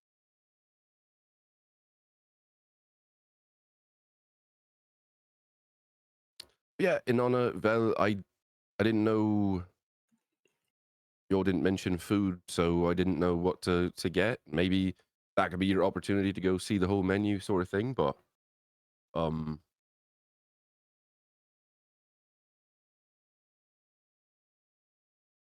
anyway, I don't really have much more information because I think Scar Nivara just stepped kind of away. told me that the menu's gonna handle everything. So I don't know if the food's just gonna be brought to us or someone's gonna yell my name. And let me put it this way too. I never even said my full name. I introduced myself to Scar. I called myself Zed. And the menu at the bottom, where it said whose order it was, said Zedarian. What? It was spelled wrong. Okay, Was it fair spelled enough. Zedrin? Probably. That's crazy. This place has lots of magic. That's crazy. Hey, for not being the Feywild, this is reminding me a lot of the Feywild. Right? That's crazy. Well, I'm glad we didn't Well, end up at the gutter bottom or whatever the other bar was that we were considering going to. gutter bottom. Yeah, this place seems very nice. Yeah, that seems great. Well, I was looking around to see if there were any noble types around. See, maybe they can. We need to maybe get a connection with that noble family of Zeppelin operators or whatever they were supposed to be. Oh yeah, we need to find where the harbor is or where these ships are going in and out of. And Oh, Niavara's got that business card for a fella that said he was a captain. oh, I can't wait That's to right. see the That's astral right. ships. I just can't wait. I'd like to, you know, obviously poke around there. I'd kind of rather go see the ships in person myself, but the library's really the main reason that we ended up here. So I'm still a bit curious to go see what sort of information we could find, and maybe we do that in the morning. That sounds all right. That sounds all right.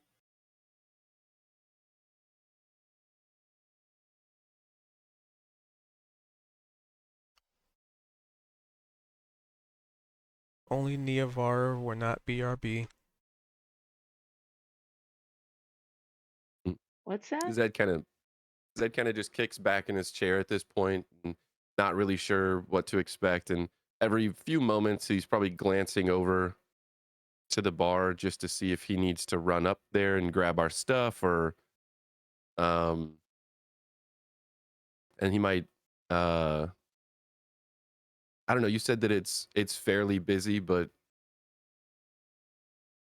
At this point, it's definitely picked up. It was already like a little busy. Now it's definitely, it's nighttime. That's kind of when adventures are coming in to get a Mhm. moment's respite. so I guess some folks have come in since we've come in at Yes, this come point. and gone. Okay, cool. Well, I mean, yeah, some would have Um, gone, but some would have probably gone up to rooms too.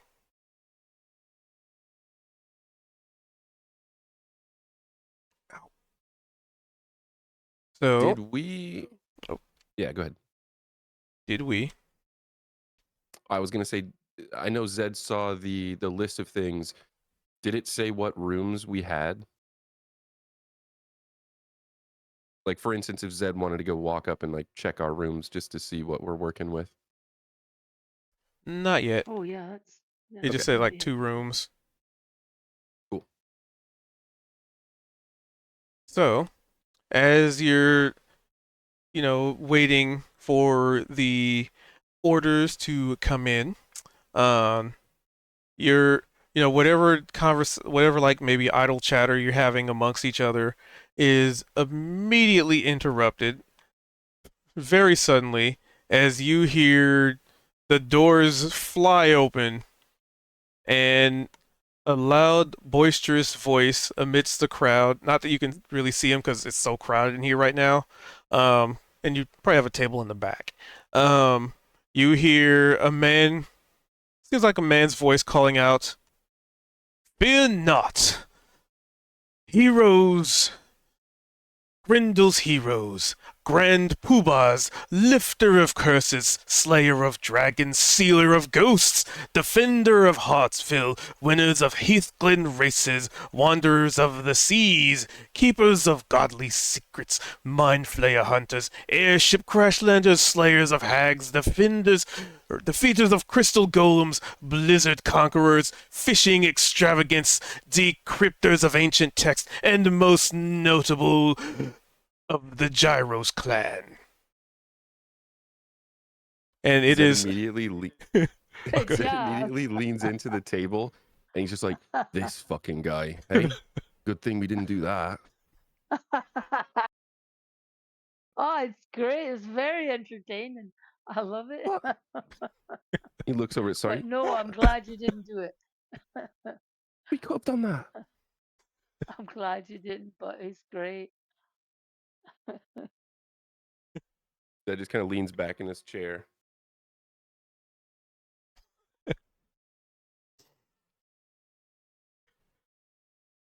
And yeah, it was sort of. For a moment, everybody like looked over to the door slamming open, and then after the introduction's done, they kind of everybody goes back to their normal activity.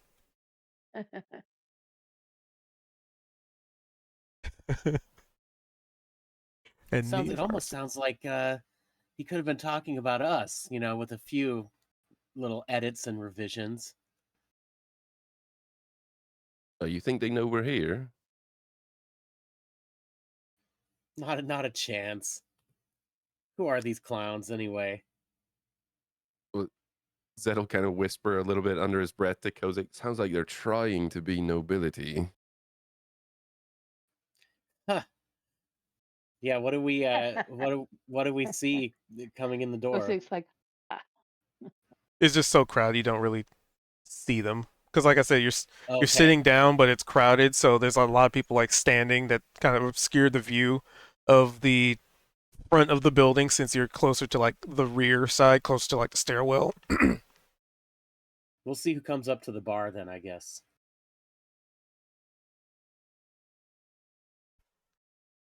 Well, if they're notable, then they'll be noticeable. Right. if they're notable, they'll be noticeable. Oh, what's it?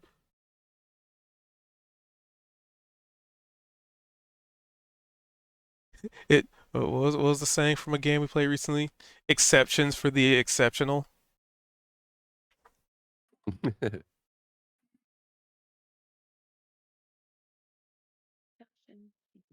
deception.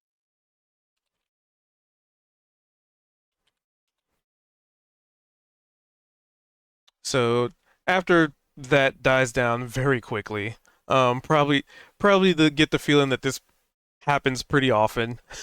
So people are just kind of like it's more of the door swinging open and the loud noise that catches people's attention, but shortly after they just kind of go they just go right back to they pick up where they left off in conversation. Um, but not too long after that, you would see at your table what looks like a kind of looks like a translucent, like a wavy outline, almost like a mirage, and it's just like right there on your table. Don't look, but something is sneaking up on us.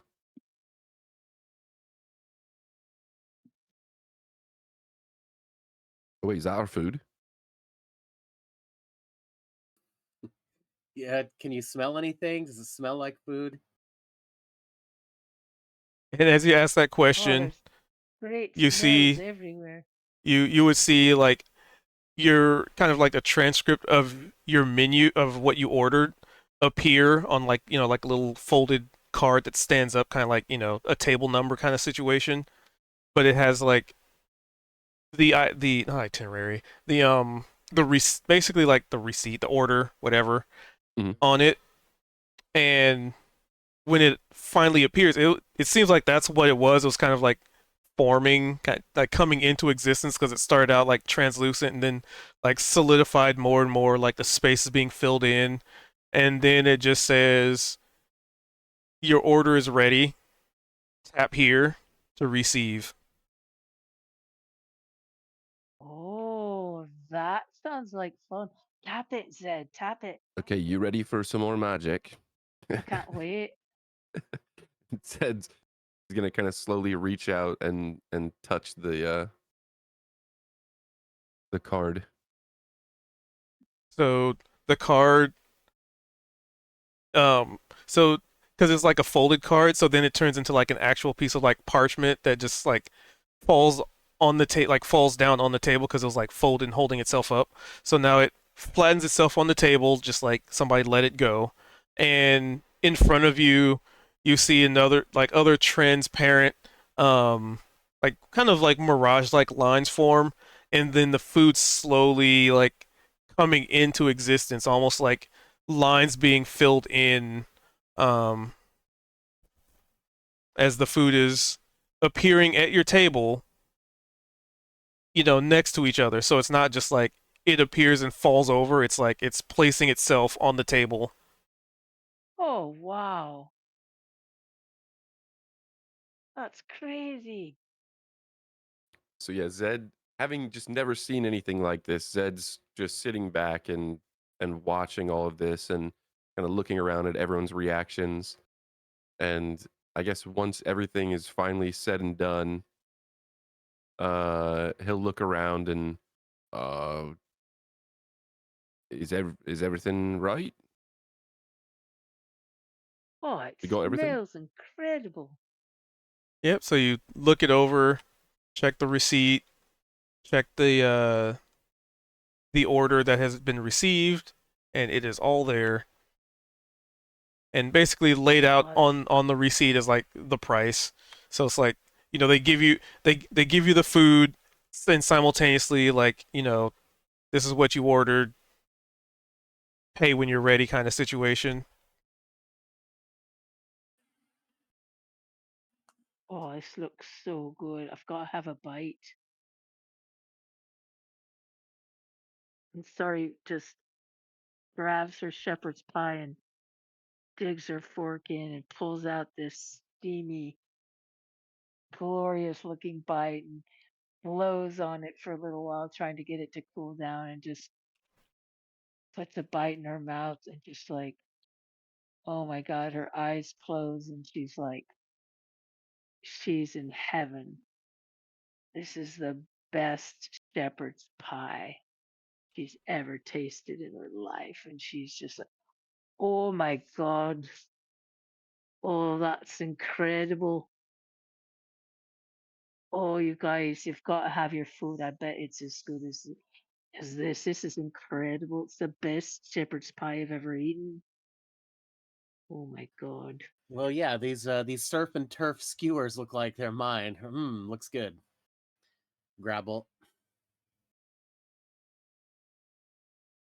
And I guess so. Zed will grab the card that at the bottom has got the price on it because he just wants to see how much everything is. He knows how much the rooms are, but then just kind of everything total. And then um he's got his sandwich that'll kind of slide in front of himself. There's probably these Got two of two those. really nice like thick looking, like just thick glass shots of whatever whiskey Scar chose. He's gonna kind of slide one over next to Sari, and then put whatever mug of beer and next to that as well. And I guess these two large bowls that each bowl probably has like 5 or 6 straws in it because they're meant for a full table of people. And there's 2 of them, and so one of them's probably like appears in front of Inanna, and then the other one appears in front of Veldrin. And Zed's looking over at whatever drink is next to Kozik skewers. If you want to describe what that was, because I just kind of said a fizzy drink. I said a fizzy drink that, like, I guess best represents nobility. So it's got to Oh, be that's something great. special. Okay, just to make sure I had it right. So you had 2 large drafts, 2 large marges, 2 top shelf whiskeys, and a fizzy drink. And then we had, yeah, and then the food, shepherd's pie and skewers and basically a fish sandwich.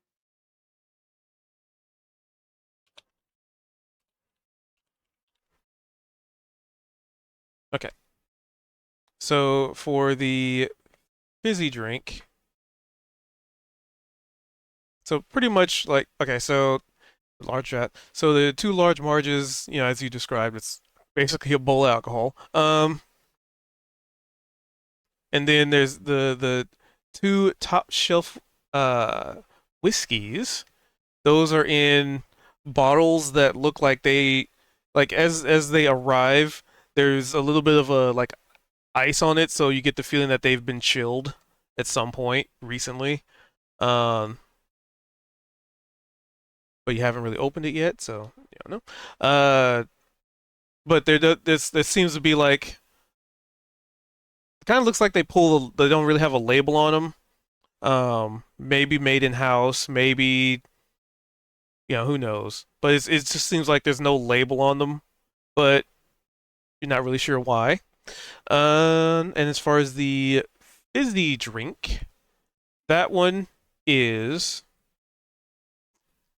in a nice little mug. Yeah. So when it arrives and you put the straw in it, it actually sizzles a little bit, like kind of like a fizz, but you kind of realize that the straw that you place in it is designed to have a reaction with the liquid itself, and there's no like fumes that come off of it. It's not like it bursts into flames. It's not like, anything weird other than the fact that like when you put the straw in the fizzy drink, it actually fizzes, kind of like a little fountain. Um, I guess the question is, do you take a sip? And there's like a little lime on the side. Oh yeah, I mean, how can I not take a sip of something so regal? So you have Yes, sir. probably, let's see, would you have ever in the mountain? You probably would have never have tasted something like this before. Um, Probably on account of there are certain fruits that just do not do well in the underground. Um, so maybe imported, you don't know, but it's definitely a fizzy beverage because when it touches your tongue, it's not like Pop Rocks fizzy, but think like seltzer water, like a really carbonated seltzer water. Um, and there is an aftertaste to it of a fruit that you don't really know. You've never really had it before, so it's kind of hard to identify what fruit this is derived from, but it is definitely an experience that you've never had before. And when you sip from the straw, your lips don't fizzle, so whatever reaction is happening is between the material that this like sugar cane swirled straw has with the liquid itself, and it's not melting. It's just it kind of creates a nice little bubbliness. Very, Mm, very a fancy. flavor, a flavor that's rare, exotic, and exclusive. I'm really liking this drink. The shepherd's pie would be. Da, da, da. Go that shepherd's pie, and then Veldrin. What's Veldrin?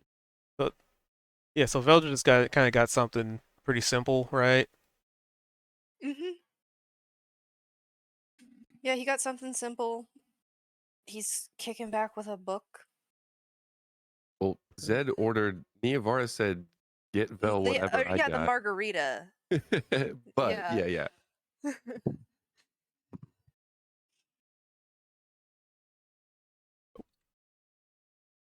Ish is gonna be about Yeah, he's kicking back with a book and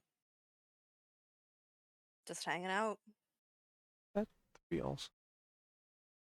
Doesn't make Is sense. Temporalis here? I am glad you asked. You come to the realization that no, he is not. Mm-hmm. Temporalis owes Veldrin.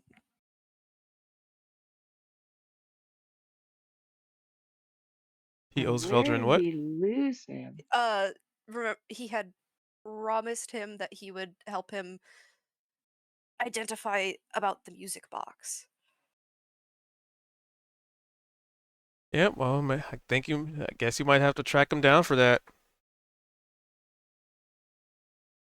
I think when we first got into town, we settled up with Marlin, and that's when I think we had kind of split with That should be like, him and Temporalis.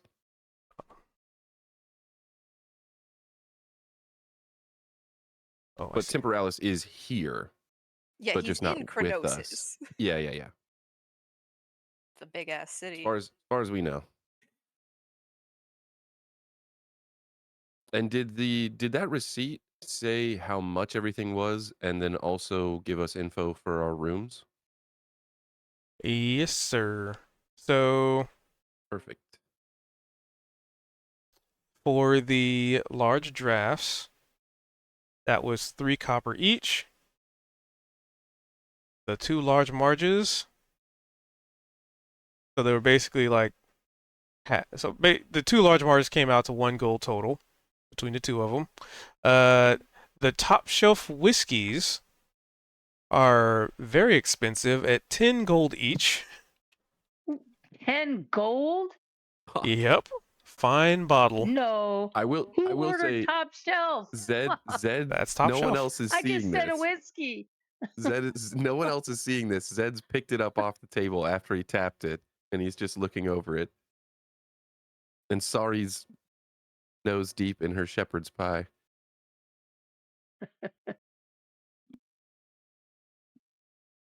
The singular fizzy drink came out to 2 silver, and the fish sandwich came out to 3 copper. I don't remember Zed saying top shelf. Did you say top shelf? I ordered, yeah, I ordered the fizzy drink. I expected to be maybe the most expensive because I wanted it to be some sort of I was like, give me the taste of nobility. And then I asked for um basically a top shelf whiskey of the of Scar's choice. So that kind of let him pick that and whatever drink he made for Kozik. Um so Zed's kind of taken a couple bites of his sandwich and um here, let's see.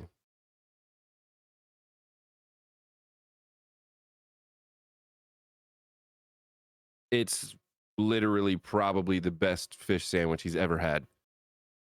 I don't know why it rolled for price.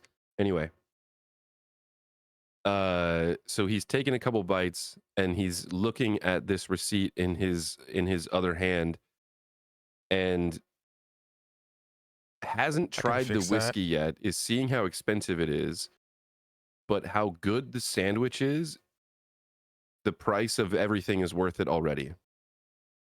He was impressed with Scar's drink making abilities. He hasn't seen the rooms yet, but he's kind of hyping this place up a little bit in his own mind. So he'll get a couple bites of his sandwich down. He'll set it down, and he'll kind of sit back, and he's looking at Fixed. this card, this sort of receipt. It's got his name at the bottom, spelled wrong. And he'll glance over at the bar. Can we see the bar from here? Or is it just too packed? I mean, so at this point in the evening, it's packed. Okay. What and there was information for our rooms? Do we know which rooms we have? Yeah, they got the rooms for you. Okay. So he's gonna fold the card kind of like where all the information is on the inside, if that makes sense. And stuff it in his coat pocket. And he's gonna look around the table and just kind of, I guess, take in this moment of we've made it to Kronossus. We have food and drinks. We have a room. We're all here. And it's definitely been a long journey. We still have a long way to go. Maybe we don't even know which way to go.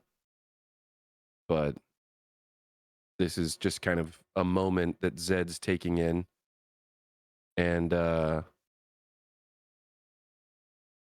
if Sari kind of takes a moment, takes a breath from eating food, he's gonna look down at these two shot glasses of whiskey, and he'll grab his and kind of lift it up and reach forward for a cheers. Sorry, picks hers up off the table and Hey, reaches over.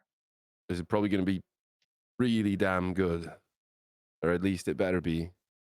And then he'll kind of look around the table, as everyone's got drinks, and he'll kind of reach around to cheers everybody, and he'll just clink the side of these two fish bowls, so that the Myballs don't have to lift them. And just kind of take a second and look around at the table again now that he's kind of, we've all got each other's attention. Well, made it to Kronossus. I believe that's another chapter in the books, eh? Cheers. Well, that's worth raising a glass to, yes. Cheers. Right. And he'll take, at first, knowing the price of the whiskey, he's just going to take a really small sip from the shot glass and just kind of get the taste and the notes on his palate. And Sorry, kind of we'll just do the same. So savor roll me a the whiskey D100 itself, and the whiskey anything. itself versus. Go Okay, ahead. Well, I was just saying, he's savoring the whiskey itself and the moment. gotcha. I was saying, so roll me a D100 and anything below Uh-oh. 65, re-roll it. Reroll. Yep. Oh, below. Oh, reroll. Okay. Hey. Nice.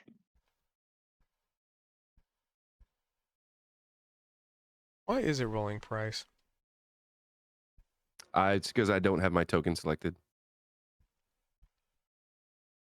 but it should still be rolling. I don't know why it's rolling that one, especially the old one of all things. Oh, I think I might know. Anyway, I have to use a config that. It's the first on the list. Yeah. I have to do some user config on that. So this stuff is pretty damn good. And the reason, just, you know, above the table, the reason you re-rolled anything below 65 was it is not possible for this beverage to be any less than that good out of 100.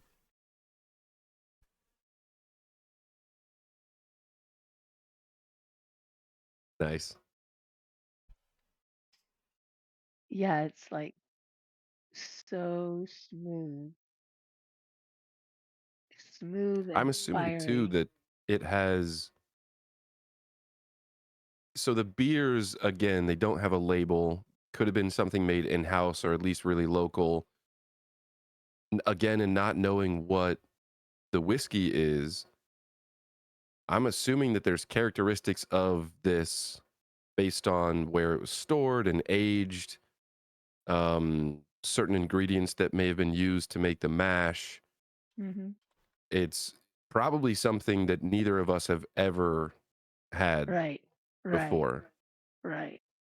Something about it, probably a lot of things about it, are just completely new um And and wondrous. intriguing.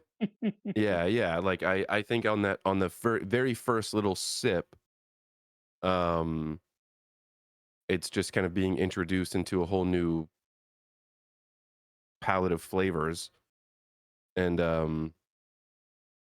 maybe the two of us have shots and we both kind of just took a sip. Maybe we and are experiencing this at the same time. Maybe then it's like Yeah, yeah.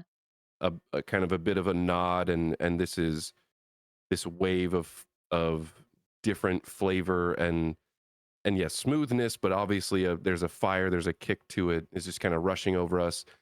Maybe do like a second clink, and then Yeah, and there's Zed's gonna. something like even more like there's something even more magical about it because it doesn't just like roll over our tongue, but it like rolls into our whole body and over our whole being.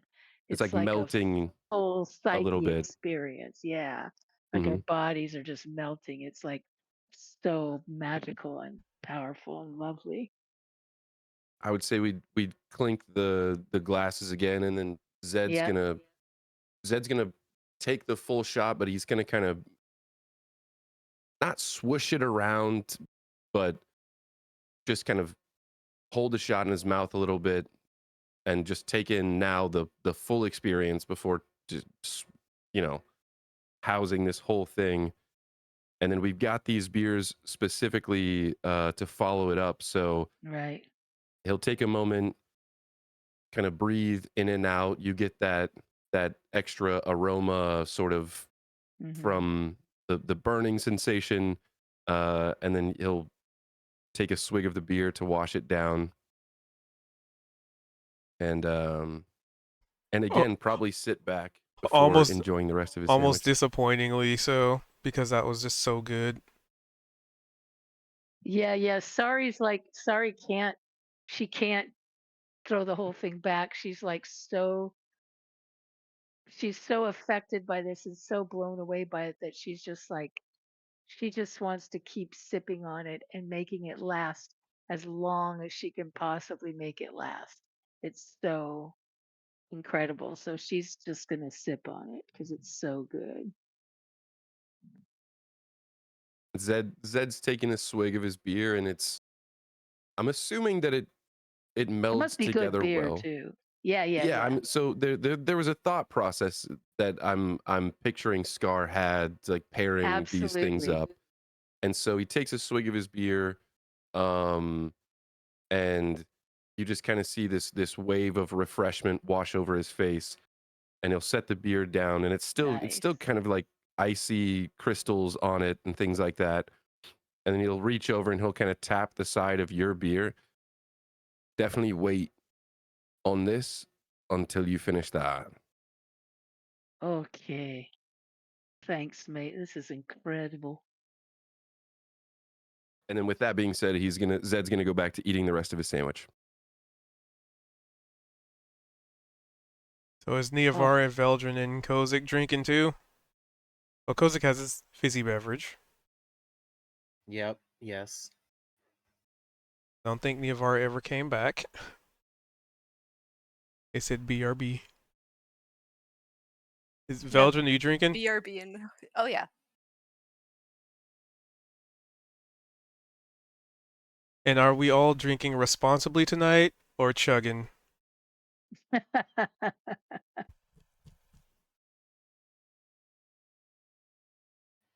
I'm being responsible. Designated I think cart driver. currently responsible, but we'll see how the Yeah, night goes. currently responsible. Sorry, imagine just slamming it back, but right now she's like enjoying going slow and responsible.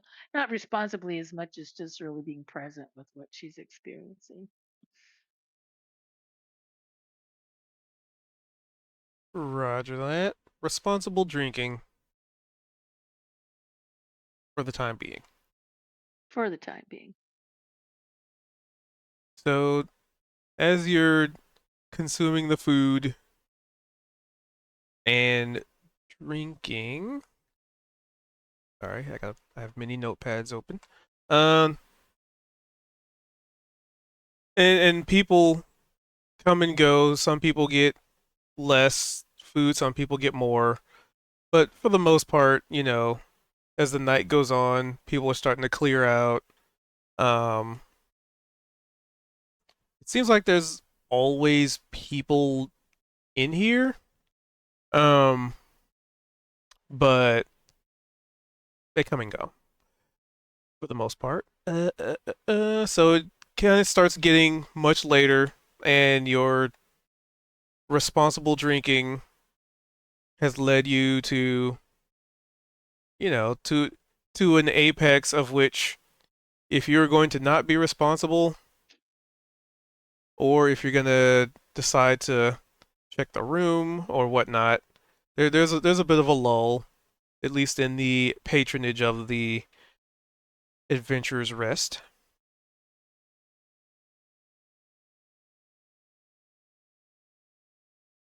Yeah, Zed's been curious about the rooms. I'm assuming at this point he's Oh, the finished his rooms. sandwich,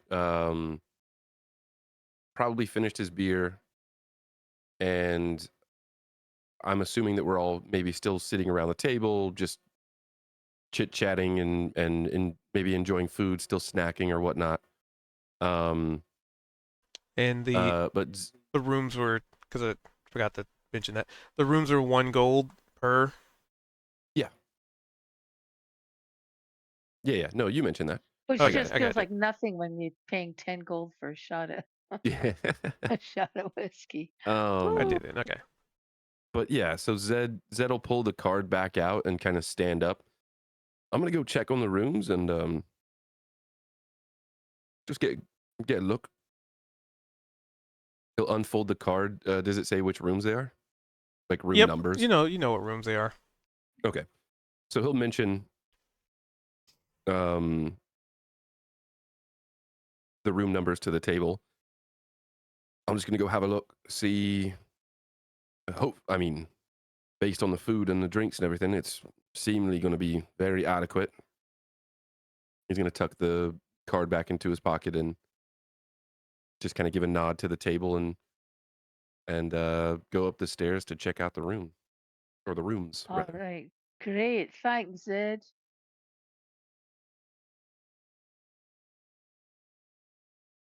So you go upstairs and you're greeted immediately with a pretty wide hallway. It's like, when you're in the think about when you think like when you're in the motel, how wide those the hallways are. Imagine like double that width. So there's enough space for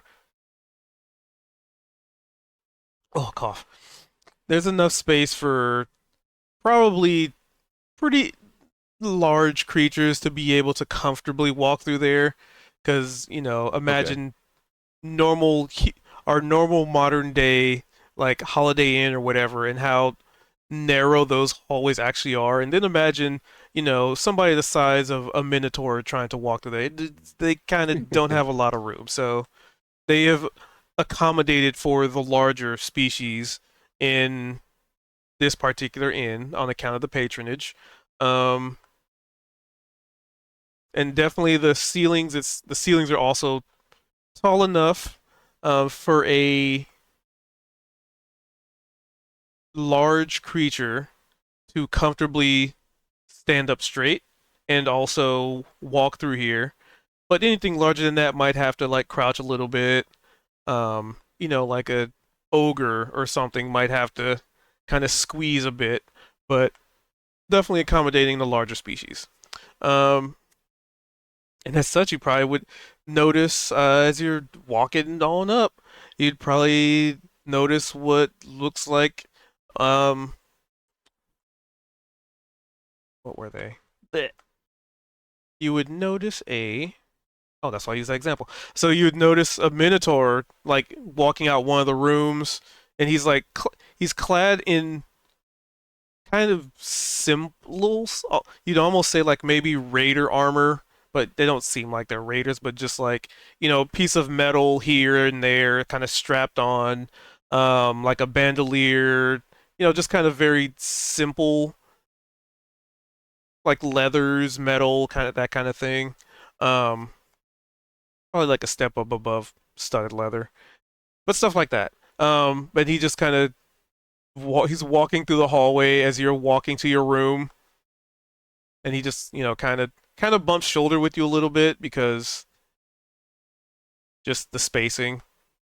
But he just looks at you and mm, without words just gives like a nod as you see. You have enough passive perception, so I don't even need to make you roll it.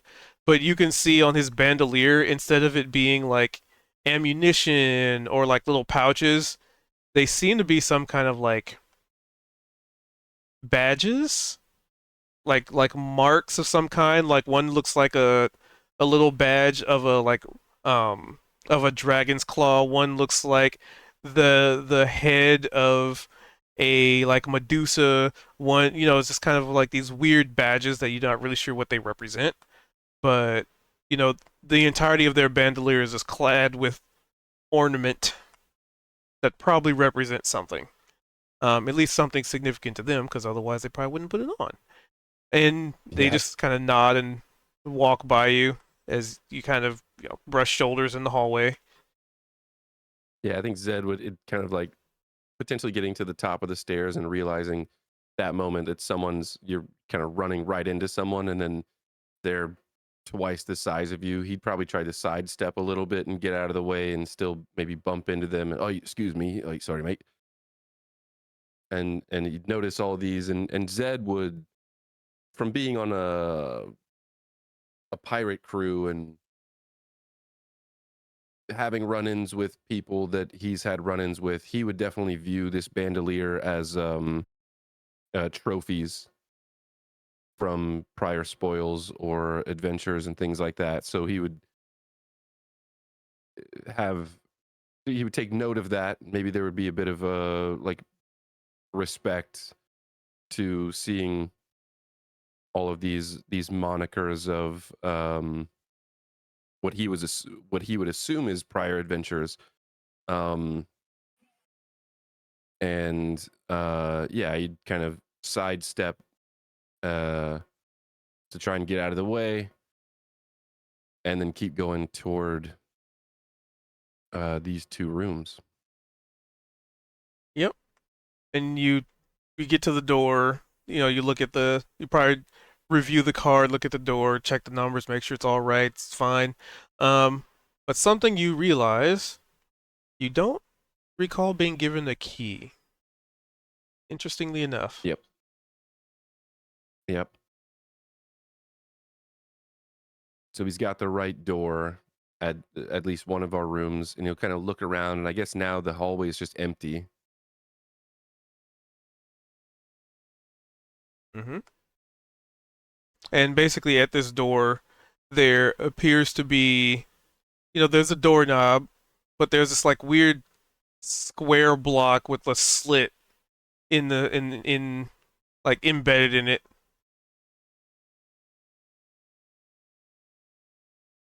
He'll kind of like bend down to look at that, being a locksmith.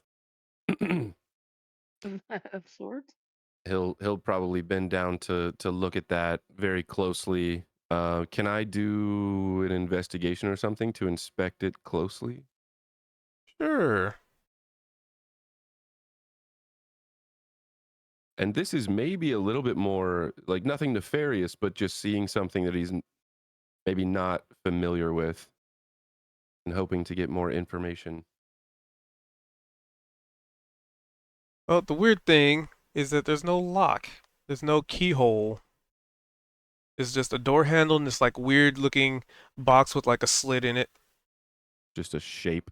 Yep. Okay. He's gonna stand straight up and he'll kind of look both ways down the hallway. Still no one there. He'll reach up kind of slowly and just knock on the door a couple times. You knock on the door. Nothing happens. He's gonna look back both ways again. As he's kind of looking, he's gonna be looking back the way toward the stairs that he came up, just kind of staring back that way. And he's just gonna reach and try and open the doorknob. It is currently locked. He figured. Still staring back at the stairs. Kind of wondering whether he should try and pick this, but there is literally no lock mechanism, so he doesn't really know where to start. He's gonna look back at the door. Is our other room next to this room or across the hall? These would be next to each other. Okay.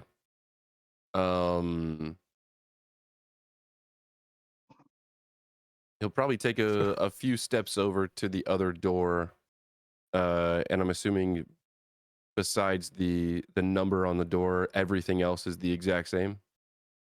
I mean, like, yeah. Okay. He's gonna fold the card up. He knows where our rooms are. He's gonna pocket the card again, and he's gonna go downstairs. So probably, Okay. and I think our So- table was near the. Oh, go ahead. Sorry. So that was this roll. So as you're like standing awkwardly in front of the door, like looking at the card, looking at the door, looking at the card, you would see a halfling man walk up the stairs and kind of pause as you're just like awkwardly staring at the door. And they just kind of look at, and there's like this very awkward air. They came up the stairs and they just kind of see this dude staring at a door and staring at a So- card. And well, funny enough too, Zed was actively staring at the stairs because he was almost thinking about doing something nefarious.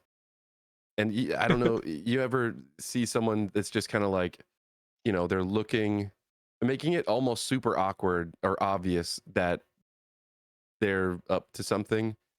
And so he's staring and he's got his hand on the doorknob, but he's not looking at the door. He's looking at the stairs.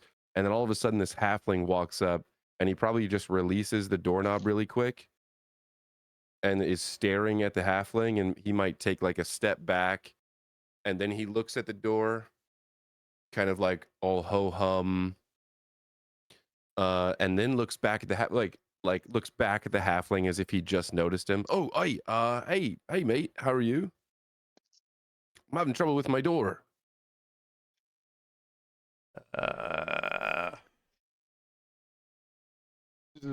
It kind of looks like he's just very hesitant to walk up the stairs now. He saw this dude acting real weird in the hallway. Yeah, He knows buddy, you're full I'm of about He's a that. halfling. Yeah. This dude is in like full pirate looking regalia, twice this guy's size.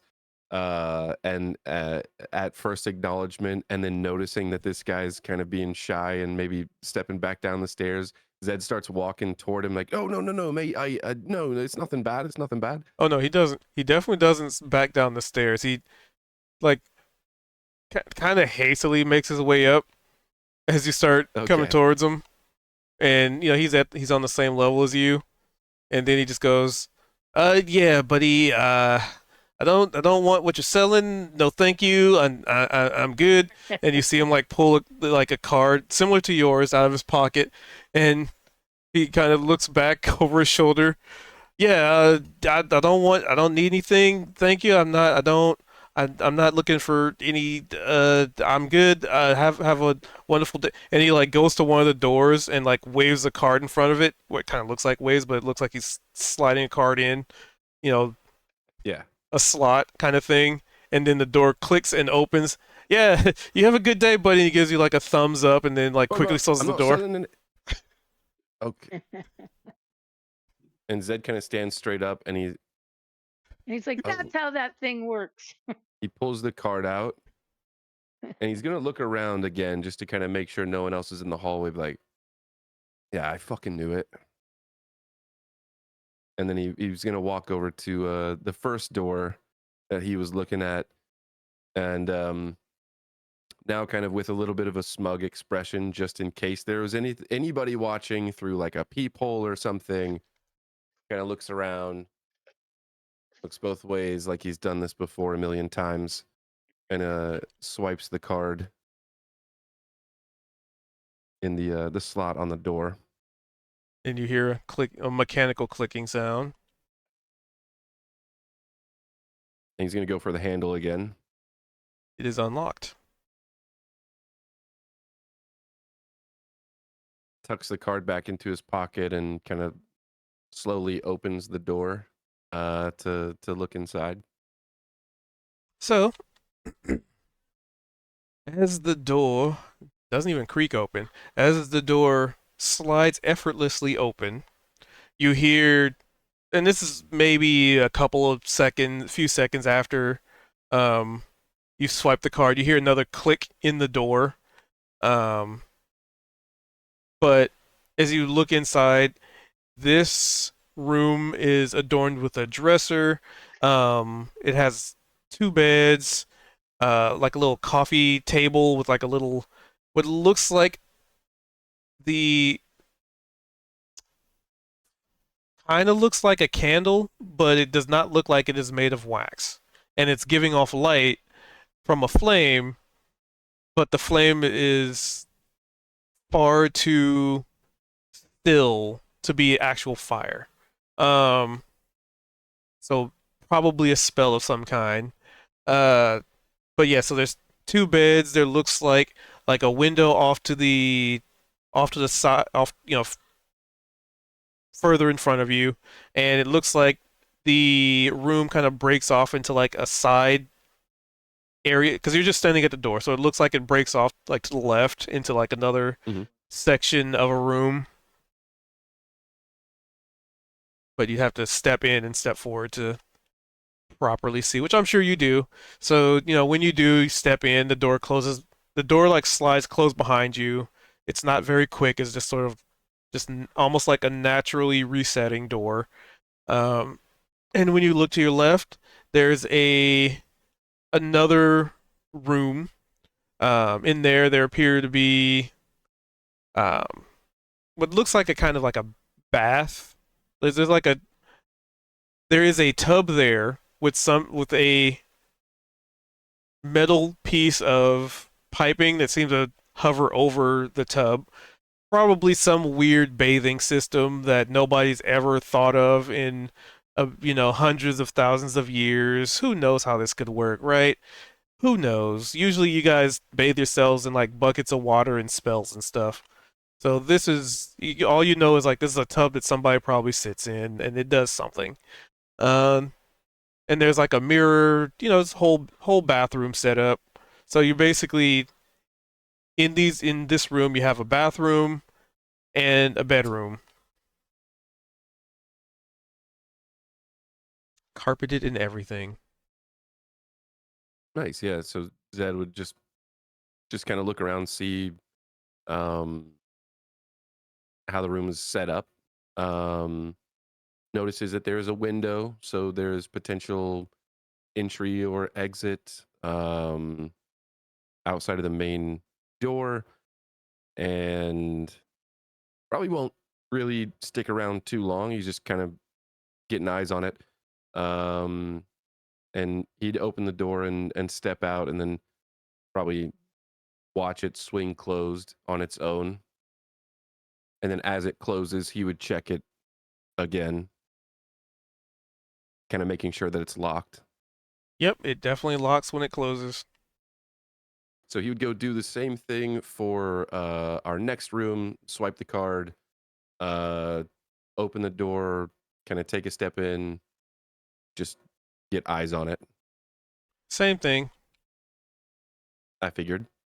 So yeah, he'll kind of give a nod of approval, and step back out into the hallway, tuck the card into his coat pocket. Again, as the door closes, he's going to check the knob, just out of habit. I'm assuming Yep. it's locked. Yep. And then yeah, he'd walk back downstairs to where our table was, which I guess is not too far from where the stairs are. Nope, not really. What So yeah, he would are they doing? take a seat back down Oh, beverage. Beverage.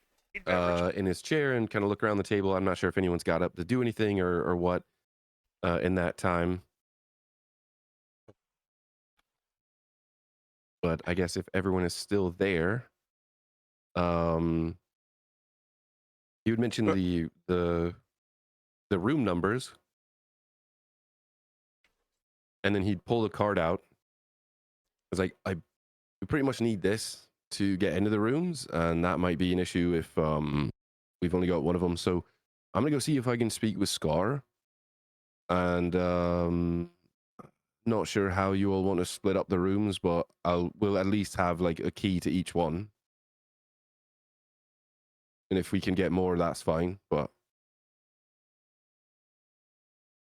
I don't want anyone to be locked out. All right. Also, since people are drinking responsibly, at some point, Kozik, you would notice that a noble has arrived. And I heard a hmm. Does that mean somebody's back? It isn't me. I regret to tell you I got distracted by dog. How dare the dog? That's okay. You missed out on all the cool stuff because of Rats. dog. Brody, forgive me. I'll need to take back, well, what was going on downstairs. That's okay. But yeah, so you go to Mr. Scar. Yeah. Zed would mention that to the table and then kind of make his way through the crowd to the bar. And Burp. he's not even specifically looking for Scar. I guess just anyone that might be at the bar that he could speak to. Yeah, Scar would be there. he'll kind of walk up to the bar and maybe wait until he's kind of looking around and sees Scar, and then kind of waits for a moment until Scar maybe notices him, and he'll kind of give him a nod and gesture like, "Can I talk to you?" type thing. Well, of course. What is it you wish? I have all the time in the world for our Well, customers. I just want to say compliments on all the drinks. The whiskey was absolutely superb. I've never had anything like it, and the beer complemented it quite well. It seemed like everyone else really enjoyed their libations, and the food was absolutely exquisite. Honestly, I have a lot of fish, mate. I'm a sailor, and I'm not sure if I've ever had a better fish sandwich. A fish sandwich is it's easy to do, but it's also kind of easy to not do well. And I can't tell you. Compliments all around. But I got one question. Um, we did get 2 rooms, and I noticed that the card system that you've got, it's brilliant. Is there a way that I can maybe get another one for our second room? Um, just so we're not just passing around a single card. Ah, little did you know the answer to your question, and he does a flourish with his hand, that the answer to your question has already been provided. And he leans in and kind of like motions you to lean in also.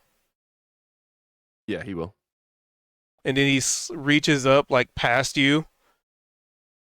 The answer was behind your ear the whole time. And he presents a secondary card as he looks like like the coin trick that you play on kids where you like pull the coin from Yeah, behind their yeah. ear. Yep. He does the same thing with the card. Zed stands up really quick and kind of like gestures to not be too surprised. No, wait, how did you do that? Okay, no, I don't want to know. You and I need to talk. And he'll kind of hold his hand out as I'm assuming Scar just kind of with a smirk just puts this second card in his hand. And Zed Yep. will take it without saying anything. And he'll just kind of like give a wink and a nod, and he'll slowly turn back around and just walk back to the table with both cards in hand.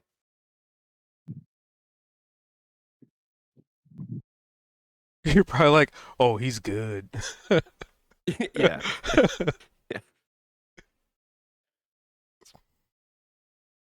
A trick to use next time on the kids outside. All right.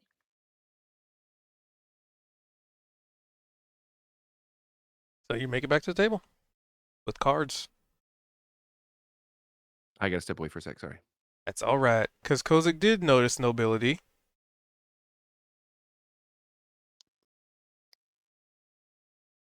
Because I'm just kind of going off of the Kozik being aware of his surroundings while drinking and not being inebriated, so drinking responsibly.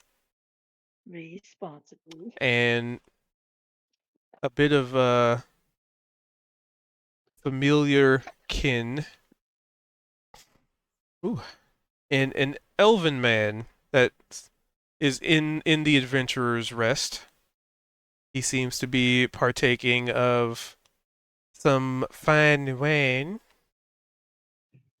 sitting at one of the tables. Elven And man, eh? yep, so Kozik as a noble kind of recognizes them as a noble.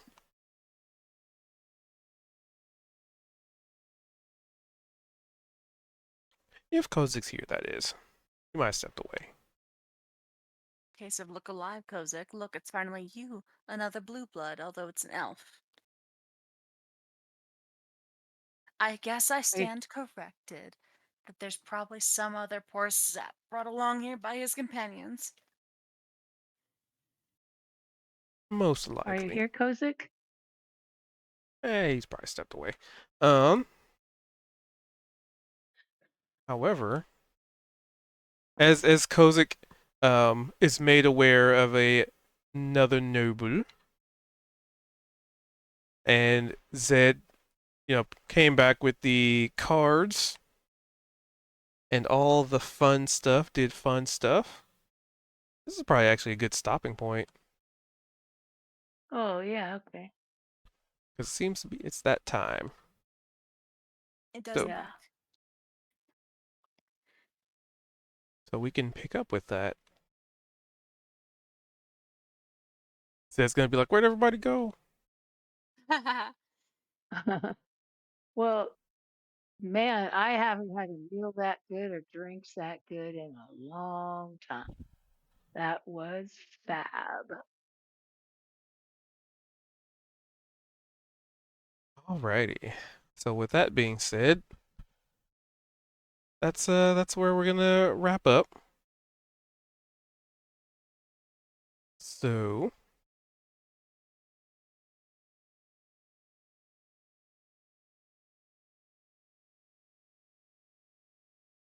um so for those of you on the Yubles Tubles, we do this every Tuesday at about 7:40 Pacific. Um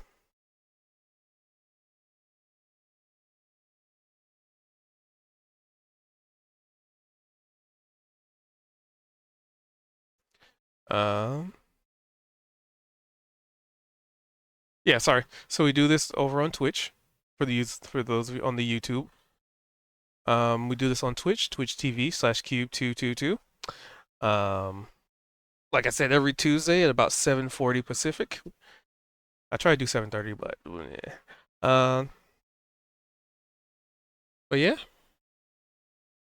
So tomorrow we'll be back at it at the usual stream time, 6 o'clock Pacific, pending no technical issues or internet problems again. Um,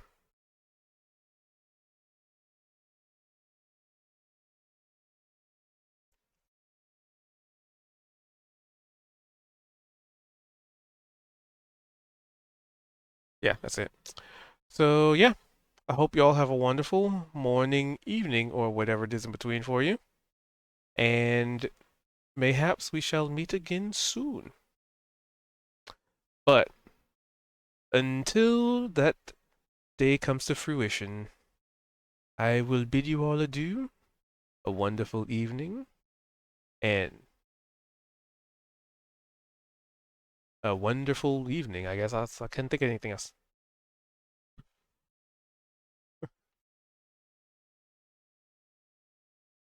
Um,